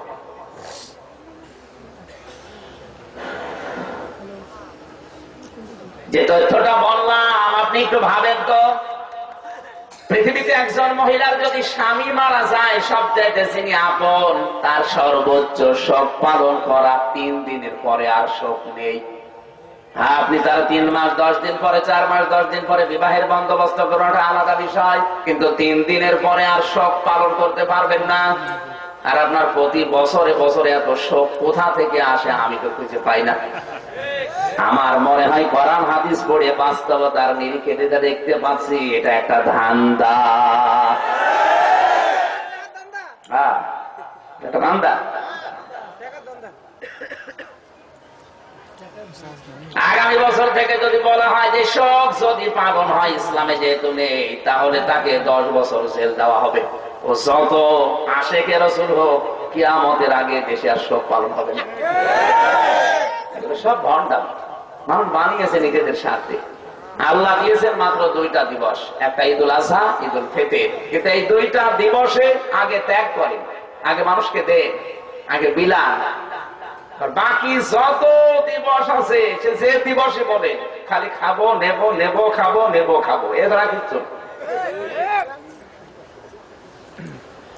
নবীকে আল্লাহ ডাক দিয়ে বলেছেন, হে নবী, না এভাবে শোক পালন করে বসে থাকলে হবে না। তিনি নিয়ে গেলেন তাকে। 2টা বর্ণনা, ঐতিহাসিক হিট্রি যেটা লিখেছে ওটা নবীর উপর একটা কলঙ্ক দিয়েছে। উনি নাকি উম্মে হানির ঘরে রাতের বেলা ছিলেন, জিবরাইল এসে তাকে ওখান থেকে বরাকের মাধ্যমে, রফরফের মাধ্যমে আল্লাহর কাছে নিয়ে গেছে। এটা মিথ্যা কথা। এখানে যারা লেখাপড়া করেন বা ইতিহাস জানেন, এখানে একটা সূক্ষ্ম ষড়যন্ত্র ও লোকটা করেছে। কারণ ঐতিহাসিক হিস্ট্রি এ লোকটা খ্রিস্টান। কি বলেন না? ওয়ালা তাজিদান্নাহুম আশাদ্দান নাস, ওয়ালা তাজিদান্না আশাদ্দান নাস আদাওয়াতান লিল্লাযিনা আমানুল ইয়াহুদা ওয়াল্লাযিনা আশরাকু। আল্লাহ রাব্বুল আলামিন বলেন, হে নবী, আপনার উম্মতের জন্য জঘন্যতম শত্রু হিসাবে দুইটা জাতি কাজ করবে, একটা ইহুদি আর একটা মুশরিক। এই লোকটা যে সূক্ষ্ম ষড়যন্ত্র এখানে লাগিয়েছে নবীর বিরুদ্ধে, আপনি হয়তো এখনো ধরতে পারেননি।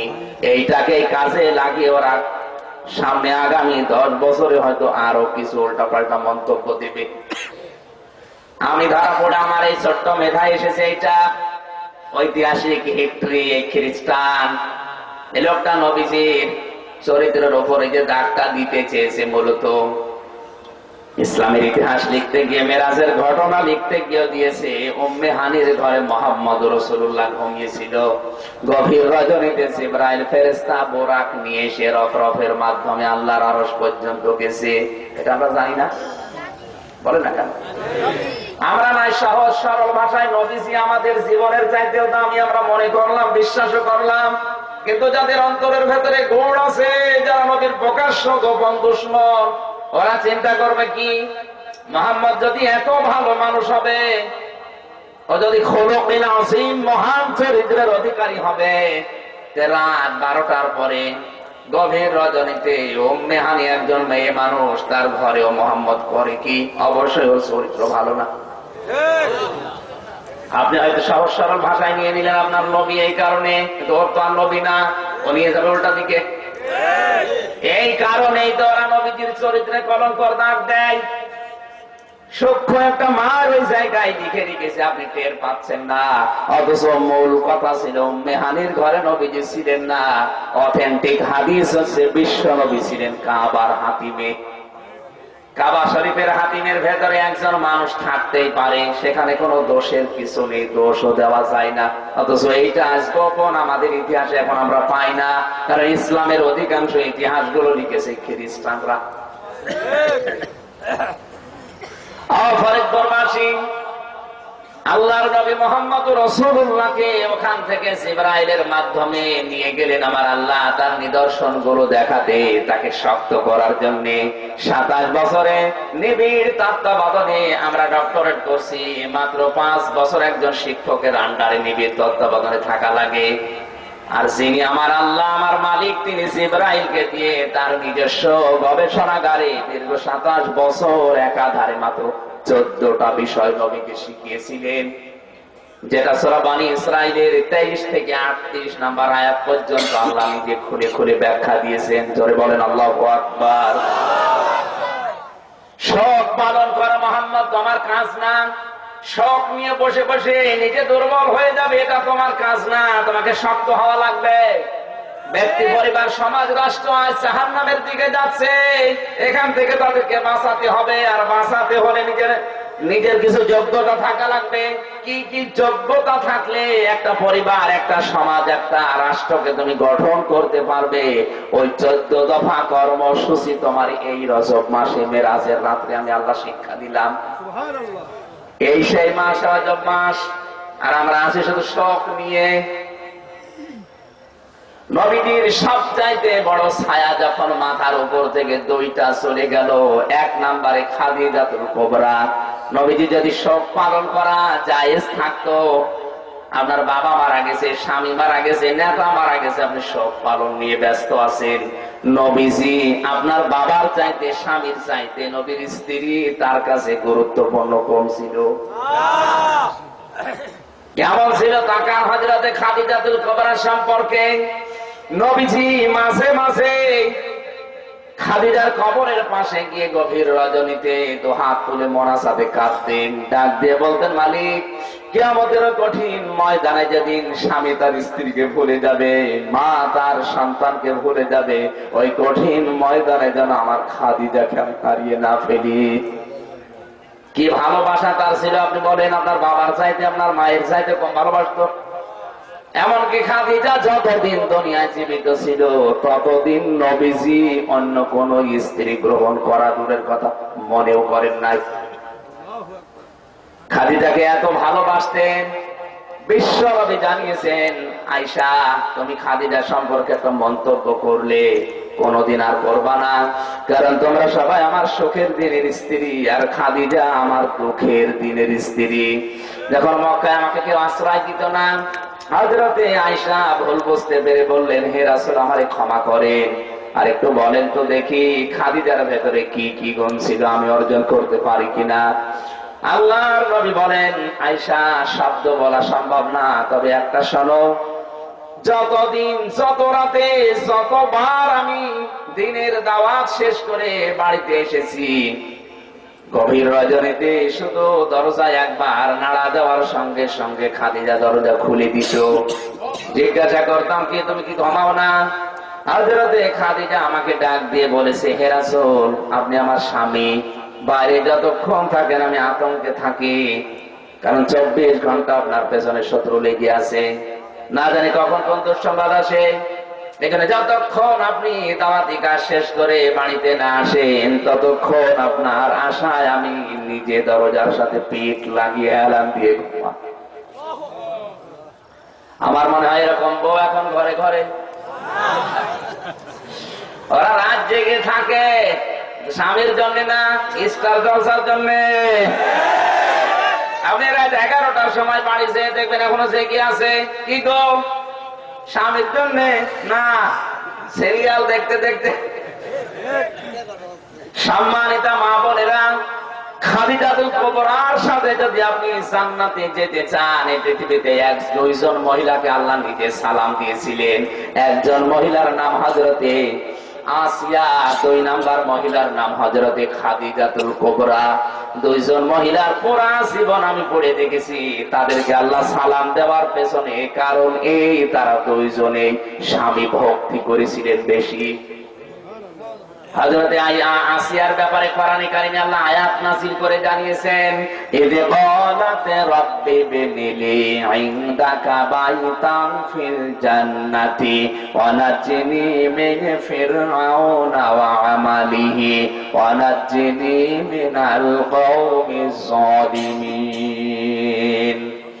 সূরা তাহরিমের 12 নম্বর আয়াতে আছে, হযরতে আসিয়াকে তার স্বামী যখন 2 হাতের ভেতরে ব্রেক লাগিয়েছে, পায়ের ভেতরে ব্রেক লাগিয়েছে লোহার শলাকা, কপালের ভেতরে ব্রেক লাগিয়েছে, মাথার উপরে গরম তেল ঢেলে দিচ্ছে, এই কঠিন অবস্থায় জিবরাইলকে আল্লাহ বললেন, যাও আমার বান্দির সামনে জান্নাতটা তুলে ধরো। ফেরেশতা জিবরাইল জান্নাত যখন নিয়ে আসলেন, এত বড় কঠিন অত্যাচারের ভেতরে মাথাটা একটু উঁচু করে হযরতে আসিয়া বলেছিলেন, ফেরেশতা আল্লাহকে বলো জান্নাত আমার লাগবে না, জান্নাতের ভেতরে যেন একটা ঘর আমার জন্য বানিয়ে দেয়, যেখানে বসে বসে আমার আল্লাহকে দেখা যায়। এই যে অত্যাচার চলছিল, জুলুম আর নির্যাতন করছে ফেরাউন লোকজন দিয়ে, এই কঠিন অবস্থায় হযরতে আসিয়া তার স্বামী এত বড় শয়তান মার্কা স্বামীর জন্য বরদোয়া দেননি। তিনি বলেছিলেন, অনাজ্জিনি, একালিফ টান আছে, অনাজ্জিনি মিন ফিরআউনা ওয়া আমালিহি, অনাজ্জিনি আর একালিফ টান আছে। হযরতে আসিয়া ওই কঠিন মুহূর্তে আল্লাহর কাছে দরখাস্ত দিয়েছে, রব্বুল আলামিন আমার স্বামী ফেরাউন আমাকে অত্যাচার জুলুম নির্যাতন করছে, তুমি দেখতে পাচ্ছ, ও লোকজন দিয়ে আমাকে পুরা উলঙ্গ করে আমার উপর অত্যাচার চালাচ্ছে, তুমি দেখতে পাচ্ছ, কিন্তু তুমি এই অত্যাচার দেখে রাগ করো না, আমার স্বামী আমার উপরে যে জুলুম করছে, তুমি যেন আমার স্বামীর উপর জুলুম করো না। কথাটা আপনি লক্ষ্য করেন তো, নাজ্জিনি মিন ফিরআউনা ওয়া আমালিহি ওয়া নাজ্জিনি মিনাল কওমিজ জালিমিন, তুমি আমাকে বাঁচাও, যদি তোমার ইচ্ছা হয় তো তুমি আমাকে এই জুলুম অত্যাচার থেকে বাঁচাও, কিন্তু তুমি আমার স্বামীর উপরে জুলুম করো না। কি ভক্তি করতেন স্বামীকে, অথচ স্বামী আল্লাহর ওলি ছিল। এত বড় ভয়ঙ্কর শয়তান, এত বড় জুলুম বাস স্বামীর জন্য তিনি বরদোয়া দেননি। আল্লাহ খুশি হয়ে তাকে জিবরাইল জান্নাত দিয়ে সালাম পাঠিয়ে দিয়েছে। আপনি স্বামীর জন্য একটু কিছু স্যাক্রিফাইস করা তো দূরের কথা, একটা সাবান কম হলেও আপনি বরদোয়া দেন। মানুষ কোরআন থেকে হাদিস থেকে ঐতিহাসিক প্রেক্ষাপট থেকে কথাগুলো তুলে ধরলে শুধু ওদের বিরুদ্ধে যায়, তখন বলে হুজুর খারাপ, এ যেন না আসে। আর কিছু দালাল মিডিয়া আছে, এরা প্রচার করে উনি নারী বিদ্বেষী, নারীর বিপক্ষে অবস্থান নেয় না। তোমার চাইতে নারীর পক্ষ অবলম্বন আমার বেশি আছে, কারণ আমার নেতা মুহাম্মদুর রাসূলুল্লাহ নারীর পক্ষে ছিলেন। কিন্তু তাদেরকে ভোগ করার মাধ্যমে না, তাদেরকে সম্মান দেওয়ার মাধ্যমে। তুমি তো তাদেরকে সামনে মিছিলের সামনে দিয়ে প্রদর্শন করে ভোগবাদী বস্তুতে পরিণত করে দিয়েছো। আমি ওইটা চাই না, আমি চাই তাদেরকে আল্লাহর যথাযথ যে মর্যাদা দিয়েছে ওটা ফিরিয়ে দিতে। একজন স্বামী যদি কোন স্ত্রীর উপরে সত্যি মন থেকে খুশি থাকে, ওর জীবনের ছোটখাটো অপরাধ আল্লাহ ওই স্বামীর কারণে মাফ করে দেবে। নবীজি বলেন, কোন স্ত্রী লোক যদি মারা যায় আর স্বামী যদি বলে না আসলে আমারে বড় পরে আমি কিন্তু খুশি আছি, মন থেকে বলছি, আল্লাহর নবী বলেন ওই স্ত্রী লোককে আল্লাহ নিজে মাফ করবে। এখানে যারা আছেন একেবারে সত্যি মন থেকে আল্লাহর কসম দিয়ে বলছি, মন থেকে বলবে আপনি 100% আপনার স্ত্রীর উপরে খুশি। কারা কারা আছেন হাত তোলেন তো, হাত তোল। একজন, দুইজন। আপনি হাত তুলছেন এখন ভয়ে, না জানি ভাত বন্ধ হয়ে যায় কিনা। না, আন্দাজে বললে হবে। মুরব্বী তো হাত তুললো না, বুঝেছে? তার মানে উনি খুশি। আমি হাসির খোরাকি দেয়নি, এটা হাদিস। মা বোনেরা, পর্দার আড়ালে যারা বসে আছেন, আপনি ক্যামেরায় দেখতে পাচ্ছেন, ভিডিওতে আপনার স্বামী হাত তুলেছে কিনা আমি জানি না, আপনি লক্ষ্য করে দেখেন। হয়তো লজ্জার খাতিরে দু একজন তুলতেও পারে, কিন্তু মন থেকে আপনার উপরে খুশি নেই, এটা আমি জানি না। আপনার যে আচরণ, আপনি যা করছেন, খুশি হওয়া সম্ভব না। হযরতে আসিয়া এত বড় জুলুম অত্যাচার নির্যাতনের শিকার হওয়ার পরেও তিনি স্বামীর উপরে বরদোয়া দেননি। তিনি বলেছিলেন, আল্লাহ তুমি আমাকে বাঁচাও, কিন্তু আমার স্বামীর উপরে তুমি জুলুম করো না। জোরে বলেন আল্লাহু আকবার। আল্লাহ রাব্বুল আলামিন খুশি হয়ে হযরতে আসিয়াকে সালাম পাঠিয়েছিলেন। আর একজন মহিলার নাম বললাম খাদিজাতুল কুবরা। স্বামীর জন্য এত ভক্তি শ্রদ্ধা দেখিয়েছেন, তাও গরিব মানুষের মেয়ে ছিলেন তা না। ওই জামানায় 7 জন মানুষ ধনীর তালিকায় ছিল, পুরা আরব জানে, তার ভেতরে খাদিজা ছিল 3 নাম্বার ধনীর তালিকায়। বাংলাদেশে 10 জন আছে মনে করেন ধনীর তালিকায়, তার ভেতরে আকিস গ্রুপ 3 নাম্বারে। পুরা আরব জাহানের ভেতরে যে 7 জন মানুষের তালিকা আমি পেয়েছি, তার ভেতরে খাদিজা ছিল 3 নাম্বার, হযরতে ওসমান ছিল 7 নাম্বারে। অথচ ওসমানের সম্পদ থাকার কারণে তাকে বলা হতো ওসমান গনি। গনি মানে ধনী, গনি মানে সম্পদ না থাকলে এমনি তারা ধনী বলতো, সম্পদ ছিল এই কারণে তাকে ধনী বলতো, ওসমান গনি। তারপরও তার সিরিয়াল 7 নম্বরে। হযরতে খাদিজা আর সম্পদ ওসমানের চাইতেও বেশি ছিল, এ কারণে তার সিরিয়াল ছিল 3 নম্বরে। তিনি একেবারে গরিব মানুষের মেয়ে না। এরপরও স্বামীর প্রতি এত ভক্তি শ্রদ্ধা, প্রতি রাতে স্বামীর জন্য আশায় থাকতেন, স্বামী না আসলে ঘুমাতেন না। আমার আল্লাহ তাকে এমনিতেই সালাম দেয়নি। কোরআন যেখানে নাযিল হয় ওই জায়গায় আমি তিনবার উঠেছিলাম 16 সালে।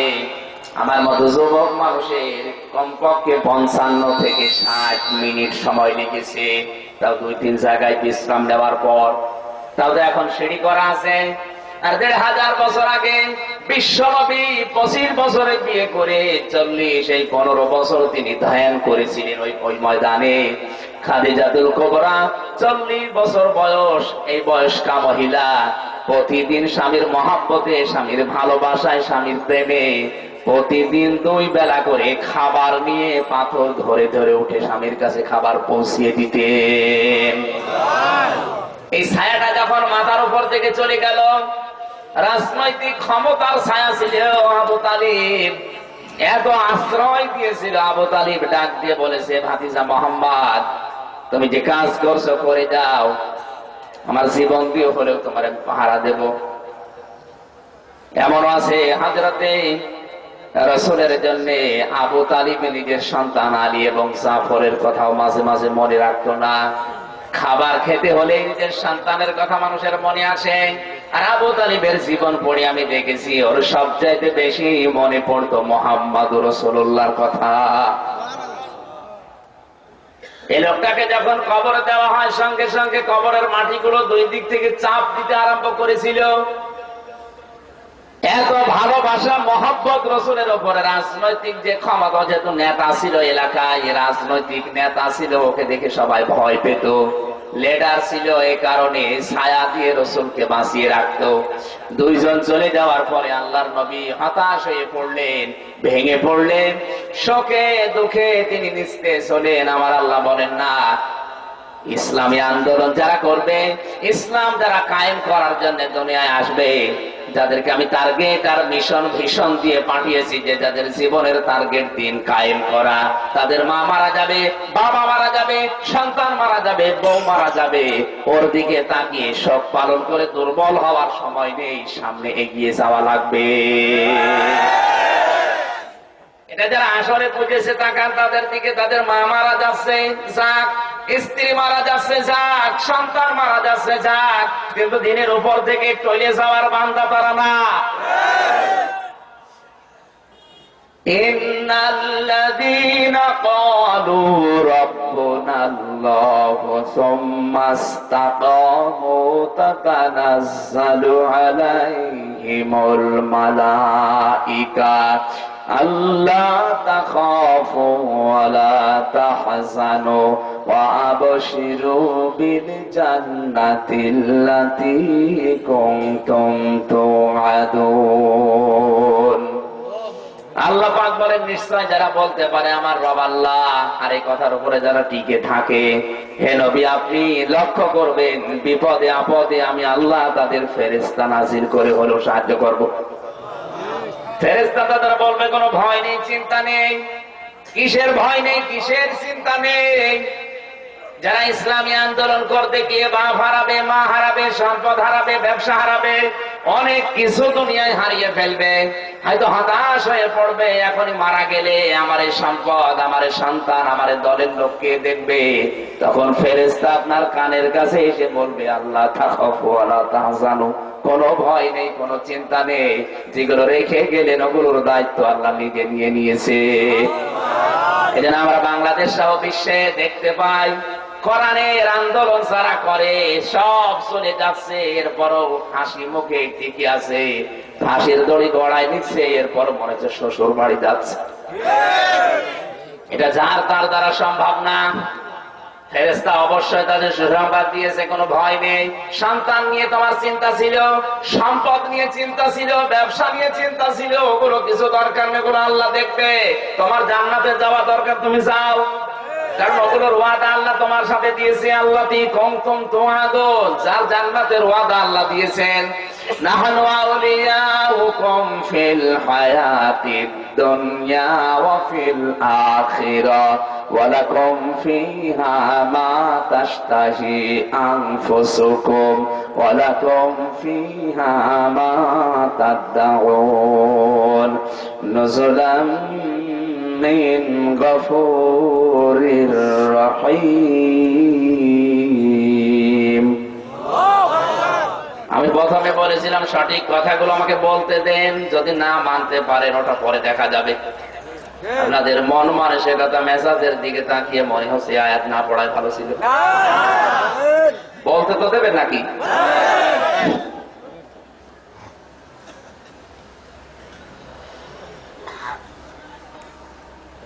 আবু তালিব মারা যাওয়ার পরে নবীজি ভেঙে পড়েছিলেন। আল্লাহ পাক বলেন না, ভেঙে পড়ার জন্য আপনাকে আমি পাঠাইনি, আপনাকে আমি পাঠিয়েছি দুনিয়ার যত নিয়ম নীতি আছে সব পেছনে ফেলে দেন।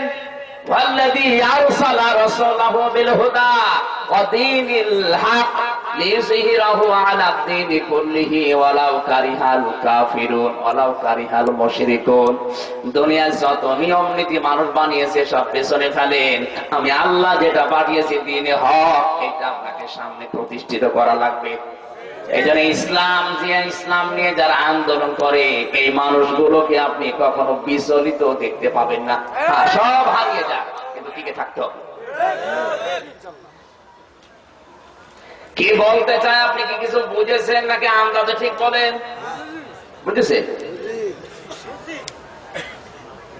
আমল হুজুনের মতো এত বড় শখের বছর নবীকে আল্লাহ শক্ত করার জন্য এই রজব মাসে 27 তারিখে নিয়ে গেলেন। আমাদের ভেতরে ওই মাস এসেছে, দেখতে দেখতে মাসটা চলে যাবে। কিন্তু আমরা যদি এখনো পর্যন্ত ওই শিক্ষা, আজকে আমি 4টা শিক্ষা বের করেছি রজব মাস, যদি এগুলো নিতে না পারেন আপনার এই মাহফিলে আসা আর যাওয়া সমান হবে। এবার আমরা একটা একটা করে শিক্ষাগুলো বের করছি।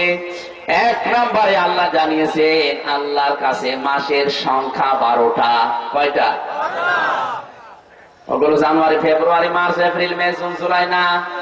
আল্লাহর কাছে যে 12টা মাস আমরা জানি, এখানে অনেককে প্রশ্ন করলে 12টা মাসের নাম বলতে পারবেন না। এই মাসগুলোর হিসাব নিকাশ করার জন্য আল্লাহ যে 2টা স্থায়ী ক্যালেন্ডার দিয়েছেন, 2টা চিরস্থায়ী ক্যালেন্ডারের নাম কি? চাঁদ আর সূর্য। ওয়ায়াসআলুনাকা আনিল আহিল্লাহ কুল হিয়া মাওয়াকিতু লিন-নাসি ওয়াল হজ। হে নবী, ওরা যদি জিজ্ঞাসা করে চাঁদ বাড়ে কেন, কমে কেন, আপনি বলেন এই চাঁদ বাড়া কমার জন্য হজের নির্ধারিত সময় এবং দুনিয়ায় যত অক্ত আছে এই অক্তগুলো ঠিক করার জন্য চাঁদ বাড়ে আর কমে। এটা চিরস্থায়ী ক্যালেন্ডার। জোরে বলেন সুবহানাল্লাহ। 12টা মাস আল্লাহর কাছে নির্ধারিত ছিল। যে জমিন আসমান যেদিন তিনি তৈরি করেন, এর ভেতরে সম্মানিত মাস হচ্ছে 4টা। এই সম্মানিত মাসের 2 নম্বরের মাসের নাম হচ্ছে, বলেন না কেন? রজব মাসকে যদি আপনি সম্মান দিতে চান, কিভাবে সম্মান দেবেন আমার আল্লাহ ওই সম্মান দেওয়ার সিস্টেম গুলো শিখাচ্ছিলেন। 1 নম্বরে আপনাকে ভেঙে পড়লে হবে না, বিপদে আপদে টিকে থাকা লাগবে। আপনি যদি ইসলামী আন্দোলনে এসে বউ হারান, আবার বিয়ে করবেন, ছেলে হারাক, মরে যাক, আবার সন্তান জন্ম দেবেন, আপনার ব্যবসা যদি ক্ষতি হয়ে যায় যাক, কারণ আপনি তো বলে কয়ে এসেছেন আল্লাহর কাছে, ইন্না সালাতি ওয়া নুসুকি ওয়া মাহইয়ায়া ওয়া মামাতি লিল্লাহি রাব্বিল আলামিন। এই শপথ বাক্য পাঠ করে আপনি এ দলে যোগ দিয়েছেন। আমার নামাজ, আমার কোরবানি, আমার বেঁচে থাকা, আমার মরে যাওয়া সব আমি আল্লাহর জন্য দিয়ে দিলাম। এগুলো এখন থাকলে কি আর হারিয়ে গেলে কি? এই মন মানসিকতা নিয়ে যারা ইসলামের পথে আসে, এদের দুনিয়াও যদি হারিয়ে যায় ওদের কাছে কিছু মনেই হয় না। আর যারা এই মন মানসিকতা নেই, তাদের একটা সোল যদি হারিয়ে যায়, মনে হয় কি হারিয়েছে। কথা বুঝতেছেন?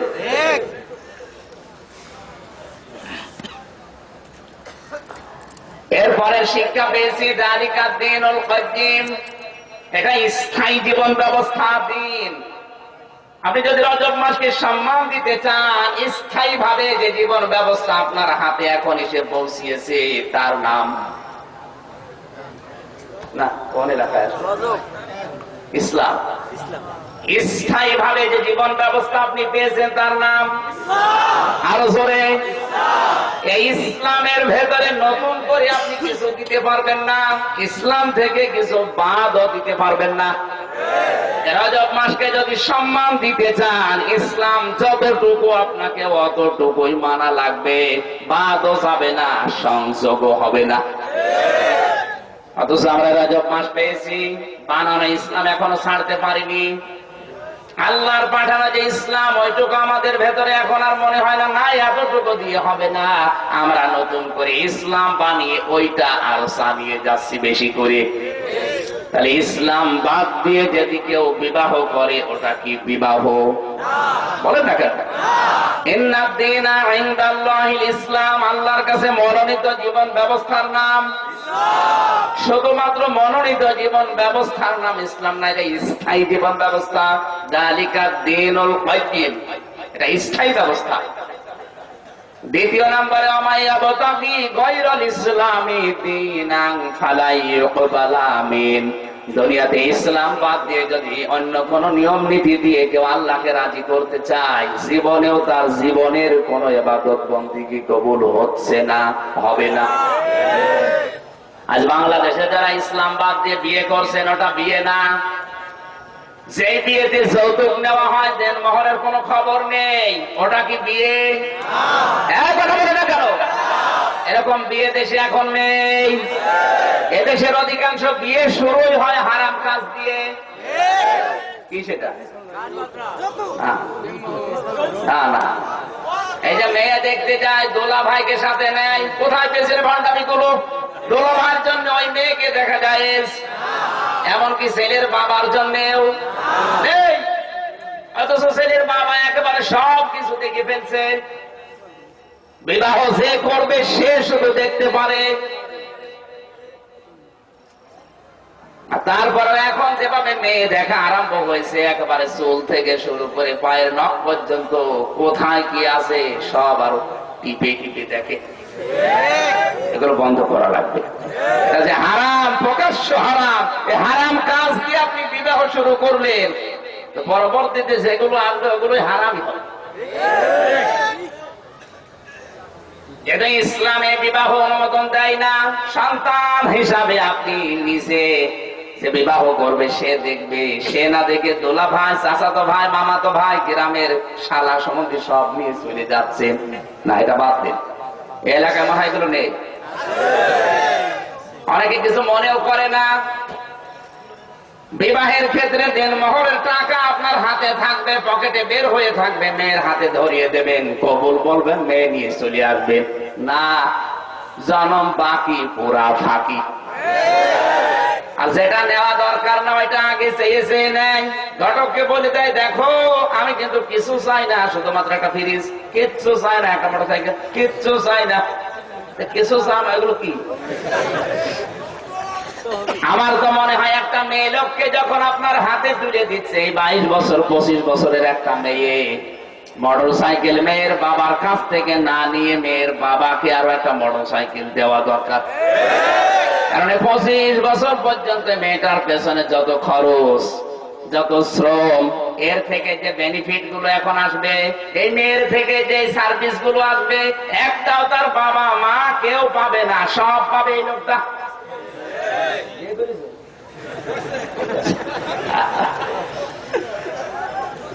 আমার ম্যাডাম 22 বছরের বিবাহ হওয়ার পরে ওর থেকে যা খরচ, কামেল পাশ করিয়েছে ওর বাবা, আমার কাছ থেকে 10টা টাকা নিয়েছিল। কথা বলে না কেন? যত শ্রম ওর পেছনে, যত খরচ, এখন একটাও সার্ভিস ওর বাবা মা ভাই কেউ পায় না, যা পাওয়ার সব আমি। কথা বুঝতেছেন? অন্তত এই সার্ভিস পাওয়ার জন্য তার একদিন 2 দিন না মরণ পর্যন্ত দিতেই থাকবে। এই জন্য যিনি এত কষ্ট করে আমাকে হাতে ধরিয়ে দিচ্ছেন, অন্তত তারে মোটর সাইকেল নেওয়ার চাইতে তার একটা দেওয়া দরকার। সুতরাং যারা শ্বশুরের কাছ থেকে নিয়েছেন ওটা তো দেবেন, আর একটা আলাদা করে কিনে দেবেন। এ হুজুর মজেছে। এই না, আমি আর কি মারার কথা বলছি না, আমি হাসির খোরাকি দিচ্ছি না। যারা নিয়েছেন এটা ফেরত দেওয়া লাগবে। না, মা পাবে। কিসের মা? যৌতুকের টাকা অনেকে নেয় এভাবে, আর দেন মোহরের টাকা ফাঁকি দেওয়ার সময় বাসর রাতে পর্যন্ত হাত চেপে ধরে, মাফ করে দাও। আমার মনে হয় মহিলাদের যে মন জীবনেও আপনাকে মাফ করবে না। হয়তো ওইসব রাবদার খাতিরে বলিস, ঠিক আছে যান। অনেক মহিলা এখন রাতের বেলা কল দিয়ে বলে, হুজুর এইভাবে কাজ করেছিল, কায়দা করে আমার কাছে মাপ চেয়ে এসে খেলে, লজ্জা ছিল ওই সময় করে দিয়েছি, কিন্তু এখন আমার টাকা দরকার। মাফ করবে ওরা জীবনে? 1 টাকা ধার দিলে তাই 10 বার চাই। এখন বলে না কেন? এই জন্য আমি আমার বউর কাছে টাকা ধার করি, দরকার হয় টাকা আমি দোকানে ধার করবো। 1 টাকা 10 বার দিলেও ধার শোধ হয় না। যখনই মনে হবে সে টাকা, তখনই মনে হবে সে টাকা। ওর টাকা আমি যে ধার করেছিলাম আগে ধার শোধ দিয়ে দিচ্ছি। এখন যদি আমার টাকা আসার সময় না থাকে, দরকার পাশের দোকান থেকে ধার করবো, 1-10 দিলে শোধ হয়ে যাবে। আর ওর কাছে আমি 2000 টাকা নিয়ে আসলে ও 10,000 চলে যাবে, তবে আসল টাকা শোধ হয় না।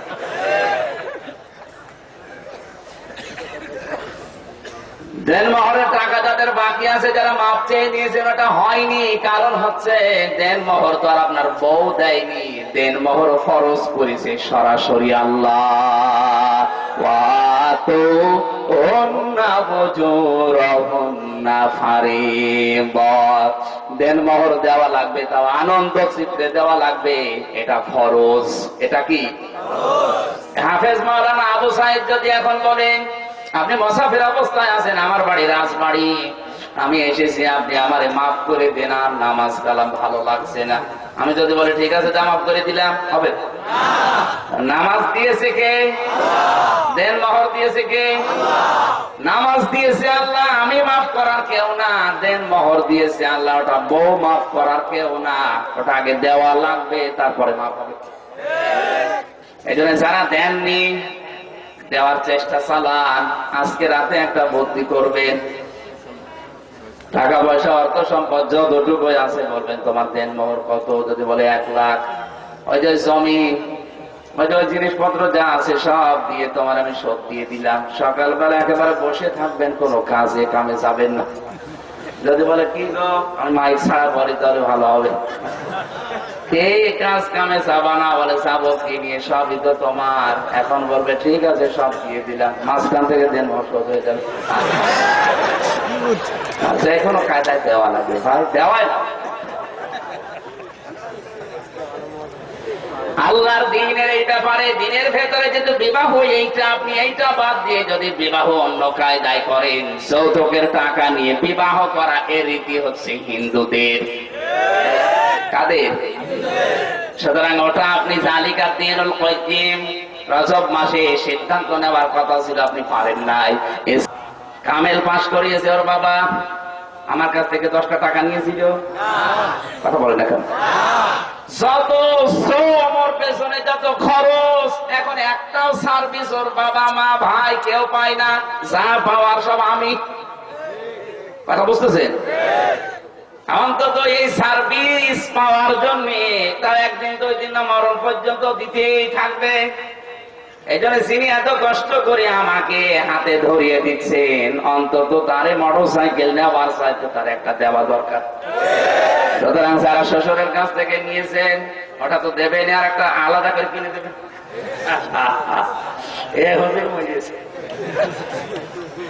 এই না, আমি আর কি মারার কথা বলছি না, আমি হাসির খোরাকি দিচ্ছি না। যারা নিয়েছেন, এটা ফেরত দেওয়া লাগবে,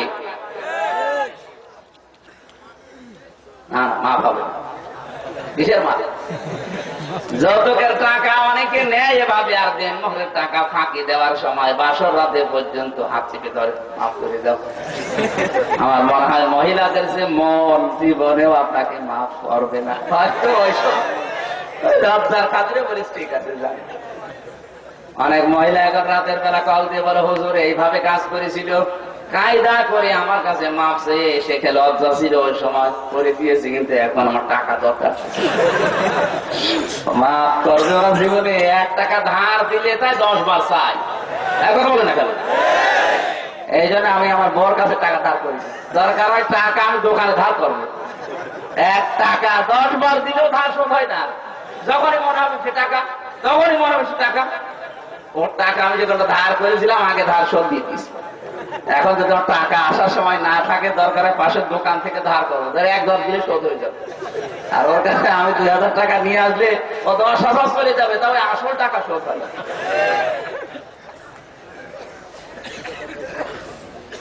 দেন মোহরের টাকা যাদের বাকি আছে, যারা মাপ চেয়ে নিয়েছেন, ওটা হয়নি। কারণ হচ্ছে দেন মোহর তো আর আপনার বউ দেয়নি, দেন মোহর ফরজ করেছে সরাসরি আল্লাহ। ওয়াতু উন্না বুজুরহুন্না ফারিদাত। দেন মোহর দেওয়া লাগবে, তাও আনন্দ চিত্তে দেওয়া লাগবে, এটা ফরজ। এটা কি হাফেজ মাওলানা আবু সাইদ যদি এখন বলেন, আপনি মুসাফির অবস্থায় আছেন, আমার বাড়ি রাজবাড়ি, আমি এসেছি, আপনি আমারে মাফ করে দেন, আর নামাজ কালাম ভালো লাগছে না। আমি যদি বলি ঠিক আছে, তা মাফ করে দিলাম, হবে? নামাজ দিয়েছে কে?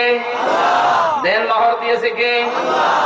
নামাজ দিয়েছে আল্লাহ, আমি মাফ করার কেউ না। দেন মোহর দিয়েছে আল্লাহ, ওটা বউ মাফ করার কেউ না, ওটা আগে দেওয়া লাগবে, তারপরে মাফ হবে। এই জন্য যারা দেননি দেওয়ার চেষ্টা চালান। আজকে রাতে একটা বুদ্ধি করবেন, টাকা পয়সা অর্থ সম্পদ যতটুকু আছে বলবেন তোমার দেন মোহর কত। যদি বলে 1 লাখ, ওই যে জমি, ওই যে জিনিসপত্র যা আছে সব দিয়ে তোমার আমি শোধ দিয়ে দিলাম। সকালবেলা একেবারে বসে থাকবেন, কোনো কাজে কামে যাবেন না। যদি বলে কি গো আমি মাইক ছাড়া পরে তাহলে ভালো হবে, এই কাজ কামে যাবা না, বলে যাবো কি নিয়ে, সবই তো তোমার। এখন বলবে ঠিক আছে সব দিয়ে দিলাম, মাঝখান থেকে দেন শোধ হয়ে যাবে। যে কোনো কায়দায় দেওয়া লাগবে ভাই, দেওয়াই না। আল্লাহর দিনের এই ব্যাপারে, দিনের ভেতরে যেহেতু বিবাহ এইটা, আপনি এইটা বাদ দিয়ে যদি বিবাহ অন্য কায়দায় করেন, যৌতুকের টাকা নিয়ে বিবাহ করা, এর রীতি হচ্ছে হিন্দুদের। কাদের? সুতরাং ওটা আপনি জালিকা দিনুল কাইয়িম, রজব মাসে সিদ্ধান্ত নেওয়ার কথা ছিল, আপনি পারেন নাই। জীবন ব্যবস্থা ইসলামী ধর্ম স্থায়ী দিন, এর ভেতর থেকে কিছু বাদ আপনি দিতে পারবেন না। সুতরাং আপনাকে এই মুহূর্তে সিদ্ধান্ত নেওয়া লাগবে, ইসলামের রাজনীতি আছে, এটা যদি কেউ বলে ইসলামী রাজনীতি চলবে না, সে কাফের। লাগবে এই বিশ্বাস যারা করেন তারা কাফের। ইসলামে যেমন নামাজ আছে, রোজা আছে, পর্দা আছে, রাজনীতি ইসলামে আছে, কিন্তু আপনি যেটা করছেন ওটা তো দুর্নীতি। 2 বছর আগেও আপনি খাবার পেতেন না, এখন আপনার খাবারের তো অভাব নেই। আমি বাকিটা না বললাম। একজন ড্রাইভারের হিসাব আজকে পেলাম, একজন মন্ত্রীর পিএস এর ড্রাইভার। চিন্তা করেন তো, মন্ত্রীর পিএস এর আবার ড্রাইভার। এই 2 বছরের ভেতরে তার 200 বিঘা জমির সে মালিক হয়ে গেছে। মাত্র 3 বিঘা জমির মালিক ছিল সে। ফেরেশতা জিবরাইল সব দিয়ে গেছে। হ্যাঁ, আলাউদ্দিন সারাউদ্দিন। তো টের পাচ্ছেন না কিভাবে যে মানুষ হরিণ উঠ লিখেছে, কিভাবে খাবে। বাবা শাহজালাল সব হালাল। আর আপনি জালিকা দিনুল কাইয়িমের ব্যাখ্যা শুনতে চাচ্ছেন। আমি বললাম আয়াতে যা আছে আমাকে বলতে দেওয়া লাগবে। ইসলামের ভেতরে যেটা নেই, নতুন করে ওটা যদি কেউ দিতে চায় সে কাফের। জিকির ইসলামে আছে, কিন্তু জিকিরের নাম নিয়ে আজ বাংলাদেশে যা চলছে এইটা ইসলামে নেই। জিকির একটা ইবাদত, জিকির বলেন বলেন। জিকিরের শব্দ 4টা, সুবহানাল্লাহ, আলহামদুলিল্লাহ, লা ইলাহা ইল্লাল্লাহ, আল্লাহু আকবার। জিকিরের এই 4টা শব্দ আপনি আলাদা আলাদা করে বলতে পারবেন না। কেউ যদি বলে আকবার আকবার, জিকির হবে না, আল্লাহু আকবার বলা লাগবে। কেউ যদি বলে আলহামদ আলহামদ, হবে না, জিকির আলহামদুলিল্লাহ বলা লাগবে। আল্লাহর একটা সিফাতি নাম যোগ করা লাগবে। এটা বুঝতেছে? আপনি বলবেন সুবহান সুবহান, হবে না, সুবহান আল্লাহ বলা লাগবে। শুধু লাইলা লাইলা বললেও জিকির হয় না, লা ইলাহা ইল্লাল্লাহ বলা লাগবে। শুধু ইল্লাল্লাহ ইল্লাল্লাহ বললেও জিকির হয় না, লা ইলাহা ইল্লাল্লাহ বলা লাগবে। ওরা কোরআনে কারিমে আল্লাহ যেখানে কালেমা দিয়েছেন সেখানে অর্ধেক দেয়নি। সূরা মুহাম্মদের ভেতরে আছে ফাআলাম আন্নাহু লা ইলাহা ইল্লাল্লাহ। সূরা সাফফাতের ভেতরে আছে লা ইলাহা ইল্লাল্লাহ। জিকিরের দলিল দেওয়ার জন্য এই আয়াতগুলো আমার আল্লাহ দিয়েছেন কোরআনে। আর আমরা যেটাকে দলিল বানিয়েছি ওমা ইয়াগফিরুয যুনুবা ইল্লাল্লাহ, এটা জিকিরের আয়াতের দলিল না। এখানে প্রশ্নবোধক চিহ্ন আছে, ইন্টারোগেটিভ সেন্টেন্স। এটা ওমা ইয়াগফিরুয যুনুবা ইল্লাল্লাহ, সূরা আলে ইমরানের 134 নম্বর না 35 নম্বর আয়াত। হে নবী, আল্লাহ বাদে গুনাহ মাফ করার কেউ আছে কি? এখানে ইল্লাল্লাহ জিকির করার জন্য আয়াত না, এটা প্রশ্নবোধক চিহ্ন। আলেম যারা আছে জিজ্ঞেস করেন তো, আপনি কোন আয়াত কোন জায়গায় সেট করছেন? আপনি কিন্তু জানেন যে এটা জিকিরের আয়াত না। আপনি আন্দাজে নিজের ব্যবসা, নিজের দরবার টিকাতে নতুন একটা আয়াত বানিয়েছেন।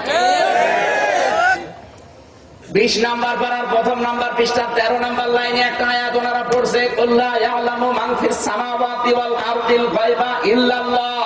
হে নবী, আপনি বলেন আসমান জমিনে আল্লাহ বাদে গায়েব কেউ জানে কি? শেষে প্রশ্নবোধক চিহ্ন। এটা কি জিকির ইল্লাল্লাহ করার দলিল নাকি? না, আন্দাজে রাগ করেন কোন কারণে? বাবা যা বলবে তাই ঠিক হবে। আর এই কোরআনের আয়াত কি জিকির করার জন্য আল্লাহ দিয়েছে? জিকির করার জন্য সূরা মুহাম্মাদের ওই আয়াত, সূরা সাফফাতের ওই আয়াত, যেখানে শুধু ইল্লাল্লাহ, শুধু লা ইলাহা না, ওখানে লা ইলাহা ইল্লাল্লাহ পুরোটা। এটা হাফেজ বসে আছে। আর আপনি কোন আয়াত কোন জায়গায় সেট করে মানুষকে ধোঁকা দিয়ে বোকা বানিয়ে ব্যবসা চালিয়ে যাচ্ছে। আর এটা বলতে গেলে আমি হামজা আমাদের বিরুদ্ধে বলছি। আমার তো দরবার নেই যে দরবার টিকানো লাগবে। আমি আবার বলছি, আমি প্রথমে বলেছিলাম যা আছে আয়াতে আমাকে সঠিক কথা বলতে দেওয়া লাগবে। আপনি মানতে পারেন না, সেটা আপনার ইমানের ব্যাপার। যালিকা দীনুল কাইয়্যিম, এই রজব মাসে আপনি যদি আয়াত মেনে নিতে না পারেন, কিয়ামতে সূরা তাওবার এই 36 নম্বর আয়াত আপনার বিরুদ্ধে দাঁড়াবে। আপনি নিজে ঘোষণা দিচ্ছেন যালিকা দীনুল কাইয়্যিম, এটা স্থায়ী দিন। স্থায়ী দিনের ভেতরে নতুন করে আপনি ইবাদত লাগালেন কোন কারণে? আপনি বোঝাতে চান যে নবীজি ইবাদত বুঝতো না, আমি নবীর চাইতে বেশি বুঝি। রজব মাস আসলে যত রকমের কুসংস্কার গুলো বাংলাদেশ, ভারত আর পাকিস্তানে দেখা যায়, অন্য কোন দেশে আমি পাইনি। যত রকমের বেদাত, শিরক আর কুফরি আর কুসংস্কার ইসলামের নাম নিয়ে নতুন নতুন ধর্ম পালন করছে ভারতে আর বাংলাদেশে। অন্য কোন দেশে যে আমি প্রায় 43-44টা দেশের ভিসা পেয়েছি আকিস গ্রুপ থেকে, কত দেশে ওরা নিয়ে যাচ্ছে। কোন দেশে তো যে এগুলো পাই না। যত বানানো ইসলাম সব বাংলাদেশ। পীরের নাম নিয়ে, দরবারের নাম নিয়ে, খানকার নাম নিয়ে হাজার হাজার ইবাদত আজ ওরা বানিয়েছে। আসল শব্দ ওরা পুরো পাল্টিয়ে ফেলেছে। রাজনৈতিক দলে যারা আছেন জেনারেল ভাবে ইসলামে রাজতন্ত্র বলে যেটা আপনি কায়েম করতে চাচ্ছেন, এটা জায়েজ নেই। আর সৌদি আরবকে আমরা 100% মানতে পারি না এই কারণে, কারণ ওখানে রাজতন্ত্র কায়েম করা, রাজা ছেলে রাজা হবে না। নবীজি যদি বলতেন আমার ইন্তেকালের পর আমার মেয়ে ফাতেমা চেয়ারে বসবে, কেউ নিষেধ করতো না, হতো? হযরত ওমর যদি বলতেন আমার ইন্তেকালের পরে আমার ছেলে আব্দুল্লাহ ইবনে ওমর বসবে চেয়ারে, কারণ বাবারও ক্ষমতা ছিল না নিষেধ করা, কারণ তার সব যোগ্যতা ছিল। এরপরও তিনি বলেছেন না, আমার ছেলে যেন না বসে, কারণ আমার মরণের পরে আমার ছেলে যদি বসে দুনিয়ার মানুষ বলবে ওমর স্বার্থপর, মারা গেছে নিজের ছেলেকে বসিয়েছে, এরকম কথা উঠতে পারে। এজন্য আমার ছেলেকে পুরাটা মাইনাস, সাহাবীদের ভেতরে যাদের যোগ্যতা সম্পন্ন মনে করো তাদের বসিয়ে দাও। আপনি নিরপেক্ষ দৃষ্টি দিয়ে আবার বলেন, বাংলাদেশে জেনারেল দল বলেন আর যত পীর আছে, শুধু চট্টগ্রামের বাইতুল শরফের আব্দুল জব্বার পীর সহ এটা বাদ দিয়ে যত পীর বাংলাদেশে আপনি চ্যালেঞ্জ দিলেন, বলেন কোনটায় আছে এই নিয়ম দেখান। আপনি ইসলাম কোন জায়গা থেকে নিয়েছেন আমি তো জানি না। আমি যে ইসলাম বলছি এটা রাসূলের ইসলাম, সাহাবীদের ইসলাম। আপনি যে ইসলাম বানিয়েছেন রাজতন্ত্রের কায়দা, এটা আপনার নিজের দলীয় স্বার্থে আর ব্যক্তি স্বার্থে। এমন অনেক পীর আছে বাংলাদেশে, ও অসুস্থ হয়ে হাসপাতালে, হঠাৎ করে ওর ছেলে চেয়ারে বসে বলে বদিনশীল পীর, এটা বদিনশীল শয়তান, বদিনশীল পীর। নবীজি যেটা করলেন না, তার মেয়েকে বসাতে পারতেন না, হযরত ওমর তার ছেলেকে বসাতে পারতেন না। আপনি কোথা থেকে ইসলাম নিয়েছেন যে বংশ পরস্পরে চলে আসতেছে, একেবারে কিয়ামতের আগ পর্যন্ত খেয়ে যাবে? আপনি বলছেন যালিকা দীনুল কাইয়্যিম, এটা স্থায়ী দিন, অথচ দিনের ভেতরে নতুন করে রাজতন্ত্র কায়েম করে ফেললেন। বাংলাদেশের প্রত্যেকটা জায়গায় এইটা, এই জন্য আমার মানুষ দেখতে পারে। আর যারা ওদের পক্ষে বলে হাঁকু ভালো হয়েছে, কোন চেয়ার আসুন নাকি এই আয়াত বাদ দিয়ে দেবেন না? মানে আমি তো বদ্ধ আরম্ভ করুন কাল থেকে। আমি আগেই বলেছিলাম, আমি আবার বলছি, সঠিক কথাটা বলতে দিন, না মানতে পারেন ওটা আপনার ব্যাপার। এর পরের পয়েন্টে পেয়েছি আল্লাহ রাব্বুল আলামিন জানিয়েছেন ফালা তাজলিমু ফীহিন্না আনফুসাকুম, তোমরা যদি রজব মাসকে সম্মান দিতে চাও নিজেদের উপরে জুলুম করা বন্ধ করো। নিজেদের উপরে জুলুম মানে যে সেই কাজে আছেন ওই কাজটা এখনই থামিয়ে দেন। আমারও মন চাই 24 ঘন্টা ইন্টারনেট থেকে উলঙ্গ নাচগুলো নামিয়ে নাচ দেখে আমারও মনে চাই, কিন্তু যেহেতু এটা সম্মানিত মাস, আজকে থেকে আমি সিদ্ধান্ত নেব যেটা আমি সামনে দেখতে পারি না গোপনে ওইটা আমার দেখা যায় নেই। যেটা মানুষ দেখে ফেললে আমার লজ্জা লাগবে এইটাই গোনা, যেটা মানুষ দেখে ফেললে আমার লজ্জা লাগবে এটা গোপনে দেখলে আনন্দ লাগবে এইটাই। বলে না কেন? নবীজির কাছে প্রশ্ন করছে সাহাবী, হ্যাঁ নবী, গোনা কাকে বলে? নবীজি বলেন, যেটা তোমার মন স্বতঃস্ফূর্ত ভাবে রায় দেয় না, মেনে নেয় না, ওইটাই গোনা। রাস্তা দিয়ে একটা মেয়ে লোক হেঁটে যাচ্ছে, আপনি সবাই দাঁড়িয়ে আছে, মাথায় পাগড়ি নিয়ে, এরকম বড় বড় দাড়ি নিয়ে তাকাতে পারবেন? আপনার তাকাতে মনে চাইলেও মনে হবে মানুষ কি বলবে। এই যে মানুষ কি বলবে আপনার মনে বাধা দিচ্ছে, এইটাই গোনা। এটা কি? এই গোনাগুলো যাদের হচ্ছে, আজ আজকে থেকে ছেড়ে দেওয়া লাগবে, এখন থেকে। আমার মন চাবে অনেক কিছু, শয়তান ধোঁকা দিয়ে আমাকে বোকা বানিয়ে করাতে চাবে, যে রজব মাসে এসে গেছে আর আমি সিদ্ধান্ত নিয়েছি গোনা ছেড়ে দেবো, সুতরাং মন চাইলেও আমি দাঁড়িয়ে থাকবো, আমি গোনা করবো না। নামাজ আমারও মনে পড়তে চাই না। শীতের রাতে রাত 1টা 2টা 3টার সময় গিয়ে ঘুমায়, আবার 1.5 ঘন্টা 2 ঘন্টা পরে আজান দেয়, আবার ওঠা লাগবে, মন আমার চাই না। মনে হয় রাত 12টা 1টা 2টা 3টার সময় যদি আমি ঘুমিয়ে যাই, সকাল 11টা 12টায় উঠি। কিন্তু আমার মালিকের হুকুম, যেহেতু আমি তার দাস, আমি তার গোলাম, হুকুম আমাকে মানাই লাগবে। যদি 5টায় ঘুমাই, 5:30টায় উঠে আমার নামাজ পড়া লাগবে। কারণ এই বিধানটা আমার আল্লাহ দুনিয়াতে পাঠিয়ে দেয়নি, আরো সিনিয়ে নবীকে হাদিয়া দিয়েছে। পৃথিবীর অনেক বিধান জিবরাইলের মাধ্যমে আমরা দেখতে পাই, পাঠাই, আর নামাজের মতো এত বড় গুরুত্বপূর্ণ বিধান, এটা আল্লাহ জিবরাইলকে দিয়ে বিশ্ব নবীকে আরো সে নিয়ে মেহমান করে দিয়েছে। বিশ্ব নবীকে ডাক দিয়ে বললেন, বন্ধু বন্ধুর বাড়িতে আসলে অনেক হাদিয়া তোফা নিয়ে আসে, আপনি এসেছেন আমার বাড়িতে, কি নিয়ে আসলেন? আল্লাহর নবী ওই দিন বলেছিলেন, আত্তাহিয়াতু লিল্লাহি ওয়াস সালাওয়াতু ওয়াত তাইয়্যিবাতু। হে আল্লাহ, আমার যত ইবাদত আছে সে পবিত্র, আমার শরীরের ইবাদত, আমার মানসিক ইবাদত, আমার মুখের ইবাদত যা আছে, আমি সব তোমার জন্য হাদিয়া নিয়ে এসেছি। আল্লাহ খুশি হয়ে বললেন, আসসালামু আলাইকা আইয়ুহান নবী, আমার শান্তি আমার নবীর উপরে বর্ষিত হোক। সঙ্গে সঙ্গে নবীজি নিজের কথায় শুধু আনন্দিত হননি। আজ বাংলাদেশ থেকে কোন রাষ্ট্রদূত যদি বাইরের দেশে যায়, বাইরের দেশের লোক যদি তাকে হাদিয়া তোফা দেয়, শুধু নিজের কথায় সে মনে করে চলে আসে। আর আমাদের নবী আল্লাহর কাছে বেড়াতে গিয়ে হাদিয়া তোফা পেলেন, সঙ্গে সঙ্গে মহান আল্লাহর নবী বললেন, হে আল্লাহ, আপনি একটু থামেন। আসসালামু আলাইকা আইয়ুহান নবী পর্যন্ত বলেছিলেন। সঙ্গে সঙ্গে নবীজি বললেন, হে আল্লাহ, তুমি আমাকে এত উপরে নিয়ে এসে সালাম দিলে, কিন্তু আমার উম্মত তো দুনিয়ায় পড়ে আছে, তাদের জন্য কিছু দেবে না। আল্লাহ ওখানে জবাব দিয়েছিলেন, ওয়া আলা ইবাদিল্লাহিস সালিহিন। হে মুহাম্মদ সাল্লাল্লাহু আলাইহি সাল্লাম, আপনার উম্মতের ভেতরে যারা সালিহিন নেককার বান্দা, তাদেরকেও আমি আল্লাহ এই সালামের অন্তর্ভুক্ত করে দিলাম। ফেরেশতারা সঙ্গে ছিল, ওনারা জবাব দিচ্ছে, আশহাদু আল্লা ইলাহা ইল্লাল্লাহু ওয়া আশহাদু আন্না মুহাম্মাদান আবদুহু ওয়া রাসূলুহু। এই আত্তাহিয়াতুর ভেতরে 3 জনের কথা আছে, নবীজির কথা, আল্লাহর কথা, নবীজির কথা, আবার ফেরেশতাদের কথা। আপনি যখন নামাজের ভেতরে দাঁড়িয়ে সত্যি মন দিয়ে কথাগুলো সামনে নিয়ে পড়বেন, এমনিতে আপনাকে নামাজে আমার আল্লাহ মজা দিয়ে দেবে। নামাজে মজা পান না, এই জন্য নামাজ আপনি মাঝে মাঝে ছেড়ে দেন। আমার গ্রামের বাড়ি কুষ্টিয়ার হালসা। একবার বাড়িতে যেয়ে দেখি ফজরের নামাজের সময় মাত্র 8 না 9 জন মানুষ। মুয়াজ্জিনকে বললাম, ভাই এত কম মানুষ কেন? মুরব্বী যাই কয়জন ছিল, বছর নামাজেরা পড়ে না, এরা নামাজে আসে না। নামাজ পড়ে না, নামাজে আসে না, দোষ ওদের না, আসলে ওরা নামাজ কি ওইটা জানে না। ওদেরকে আগে নামাজ জানাতে হবে। এই জন্য আমার নিজের এই মাহফিলের যত টাকা হাফিজ গ্রুপ থেকে যারা টাকা দিয়েছে, আবদিন হাসপাতালের মালিক, সব টাকা পয়সা দিয়ে আমি বাড়িতে আমার মায়ের নাম দিয়ে একটা মাদ্রাসা তৈরি করে দিয়েছি। আগে এদেরকে শিখান, অন্তত এরা শিখুক। 1 মাস 2 মাস 3 মাস আমি মাস্টার পর্যন্ত রেখেছি, হুজুর রেখে দিয়েছে, যান সব আমার খরচ, আপনি খালি লেখাপড়া শিখান। এদেরকে 2-3 মাস পর্যন্ত নামাজের যে নিয়ম নীতি আছে, কোরআন পড়া লাগে, এগুলো শিখিয়ে দেন। তখন আর বলা লাগবে না যে নামাজে আসো, এমনিতে দায়িত্ব নিয়ে নামাজ পড়বে। আপনি তো জানেন না যে নামাজ কি, এই জন্য তো নামাজ ছেড়ে দেন।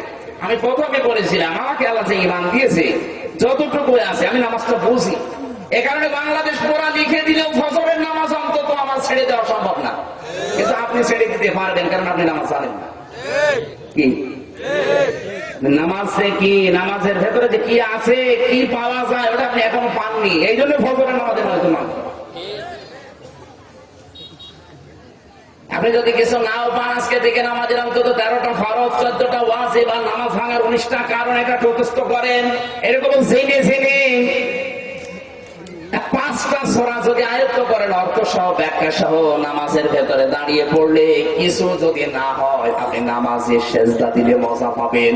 সাহাবায়ে কেরাম নামাজে দাঁড়িয়ে কাঁদতে কাঁদতে বেহুশ হয়ে যেত, আর আমরা নামাজে দাঁড়িয়ে শুধু মনে পড়ে দুনিয়ার চিন্তা, কারণ যা পড়ছি ওটার অর্থ তো আমরা বুঝি না। এলাকায় যারা আছেন শুধু একদিনের 1 বছরের মাহফিলে দিয়ে হবে না, আপনার অত মেধার অধিকারী না যে সব মনে থাকবে আপনার। আপনাকে আমি আহ্বান জানাচ্ছি, আপনি শিখতে আরম্ভ করেন। 5টা সূরা, সূরা ফাতিহা বাদ দিয়ে 4টা সূরা আয়ত্ত করেন অর্থ সহ। 13টা ফরজ আছে, ফরজ গুলো আগে আয়ত্ত করেন। 14টা ওয়াজিব আছে, এগুলো আগে আয়ত্ত করেন। 19টা কারণে নামাজ ভেঙে যায়, নষ্ট হয়ে যায়, এগুলো আয়ত্ত করেন। এরপরে আস্তে আস্তে 1-2 মাস 3 মাসের ভেতরে নামাজ আরম্ভ করেন। আপনারও আমার মতো মনে হবে ওরা ফরিদপুর লিখে দিলে 1 ওয়াক্ত নামাজ আমার ছাড়া সম্ভব না। নামাজ যখন এভাবে আরম্ভ করবেন, অন্যায় অশ্লীল কাজ আপনার থেকে আস্তে আস্তে আমার আল্লাহ বিদায় করে দেবে। নিজেদেরকে আপনি কন্ট্রোল করার জন্য অন্যায় জুলুম অত্যাচার নিজের শরীর থেকে শুরু করে পরিবার, সমাজ, রাষ্ট্র, এগুলো থেকে আস্তে আস্তে বিদায় করে দেন। ওয়াকাতিলুল মুশরিকিনা কাফাতান কামা ইউকাতিলুনাকুম কাফা। মুশরিকদের বিরুদ্ধে সর্বাত্মকভাবে যুদ্ধের ঘোষণা দেন। কাদের বিরুদ্ধে? মুশরিক কারা? আল্লাহ যেটা পারে ওইটা অন্য কেউ পারে, এই বিশ্বাস যারা করে তারা মুশরিক। এই বিশ্বাস শুধু হিন্দুরা করে? কেন অনেক মুসলমানের ভেতরে বিশ্বাস আছে না নেই? আল্লাহ যেটা পারে ওইটা অন্য কেউ পারে, এই বিশ্বাস করার নাম। ওরা যেমন আজ মুসলমানের নাম নিয়ে মুশরিক হয়ে ইসলামের বিরুদ্ধে ষড়যন্ত্র করছে, আপনাকে ওইগুলো উল্টিয়ে ইসলামের পক্ষে কাজে লাগাতে হবে। আজ হাজারো মুসলমানের নাম নিয়ে ডিবিসি, এই চ্যানেলের নাম দিয়েছে ডিবিসি, এরপরে আরো বাকিগুলো আমি নাম নাই নিলাম। এই সমস্ত চ্যানেলগুলোর একটাই কাজ, কি করে ইসলামপন্থী মানুষদের সম্মান নষ্ট করা যায়। এত অকর্ম করছে, কোন সংবাদ তুলে ধরে না, যত সংবাদ সব আলেমদের বিরুদ্ধে। সুতরাং ওইটা উল্টিয়ে ইসলামের পক্ষে আপনাকে কাজে লাগাতে হবে। ওরা নাম কিন্তু মুসলমানের, শান্তা ইসলাম, কি নাম দেখেছেন? অথচ ইসলামের বড় খবর আছে। ওরা যেভাবে ইসলাম ধ্বংস করার জন্য মুসলমানের নাম নিয়ে মুশরিকের ধ্যান ধারণাগুলো চালু করতে চাচ্ছে। আজকে লক্ষ্মীপুরের একটা সরকারি কলেজের অধ্যক্ষ উনি আইন জারি করেছে, মানে কলেজে যারা আছে মুসলমান হিন্দু যা হোক সবাইকে পূজা করা লাগবে।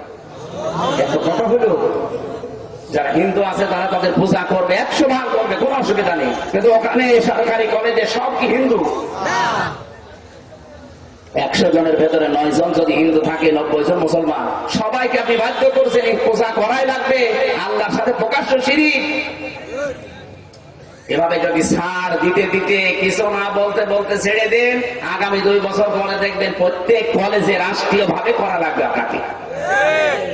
অথচ নবীজি জানিয়েছেন, তোমাকে যদি আগুনে পুড়িয়ে ফেলা হয়, তোমাকে যদি কেটে টুকরা টুকরা করে ফেলা হয়, তা আল্লাহর সাথে শিরিক করবা না। আর সেইটা এখন আমরা অনেকে এখন বাধ্য হচ্ছে। সুতরাং ওদের বিরুদ্ধে যুদ্ধ ঘোষণা করা লাগবে। এই যুদ্ধ ওরা যেটা ইসলামের বিপক্ষে কাজে লাগায়, ওই মিডিয়া, ওই সন্তান, ওই প্রচার মাধ্যম উল্টিয়ে ইসলামের পক্ষে কাজে লাগায়। সেটাকে আপনি ডাক্তার বানাবেন, ফরিদপুরে ডাক্তার শাহিন জর্দারের মতো ডাক্তার বানাবেন, রাজশাহীর ডাক্তার ফাতেমা সিদ্দিকার মতো ডাক্তার বানাবেন। এই ডাক্তার বানাতে গিয়ে যদি 30 লাখ টাকা খরচ হয় আপনার ছেলে মেয়ের পেছনে, মনে করবেন 30 লাখ টাকা আমি আল্লাহর রাস্তায় জিহাদের ময়দানে দান করলাম। শুধুমাত্র এরকম আমির হামজা হুজুর বানিয়ে কোন কারণ কি হবে? হুজুর দিয়ে হুজুর অবশ্যই বানান, তাকে হাফেজ বানান, মাওলানা বানান, মুফতি বানান, আমার কোনো অসুবিধা নেই। কিন্তু পাশাপাশি তাকে ডিসি বানানো লাগবে, এসপি বানানো লাগবে। তাহলে আর বলা তার কাছ থেকে এই কথা আসবে না যে কোরআনের অনুষ্ঠান দিয়ে লাভ। সে তার ইমানের তাকিতে আরো নিজে বাধ্য হয়ে পুলিশ ফোর্স দিয়ে আমার মনে হয় বাস্তবে মিজানুর রহমান আজহারীকে এটা ঘটিয়েছিল এই দেশে যুবকদের পরিবর্তন। রাষ্ট্রের দায়িত্ব ছিল আরো টাকা পয়সা খরচ করে তাকে লালন পালন করা, কিন্তু কিছু কুচক্রী মহলের কারণে আসছে দেশ ছাড়া। কত মানুষ তার এই আলোচনা শুনে হিন্দি গান শোনা ছেড়ে দিয়েছিল, কত কিছু ছেড়ে দিয়েছিল।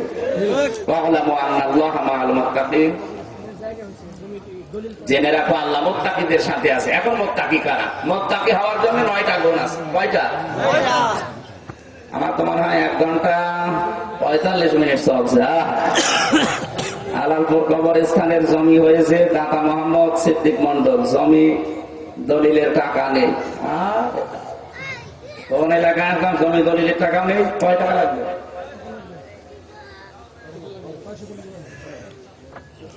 আরে ভাই, মরে গেলে এখানে আপনাকে আইনে রাখা হবে, আর এই জায়গায় যদি দলিলই না হয় তাহলে কার জমি থাকবে? 25,000 টাকা ওনাদের লাগবে নাকি? 25,000, 1,25,000, 1 লাখ না বললে হয়তো।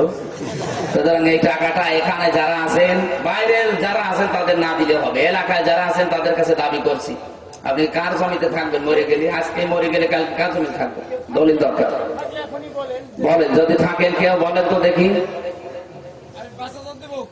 হ্যাঁ, ওইজনের নাম লিখে নেন, 5,000 টাকা দেবে। এরকম যদি কেউ থাকেন এলাকায় যারা আছেন, কবরে যাওয়ার ইচ্ছা আছে, তা বিশ্বাস আছে যে কবরে যাওয়া লাগবে, আপনারা ওনাদের কমিটির কাছে যোগাযোগ করে অবশ্যই দিয়ে দেবেন, কারণ এটা রেস্টি না হলে তো সমস্যা। শেষ পর্যন্ত আপনি কবরে মাটি দেওয়ার জায়গা হবে না, ওই সেই কি বলে পাশে কি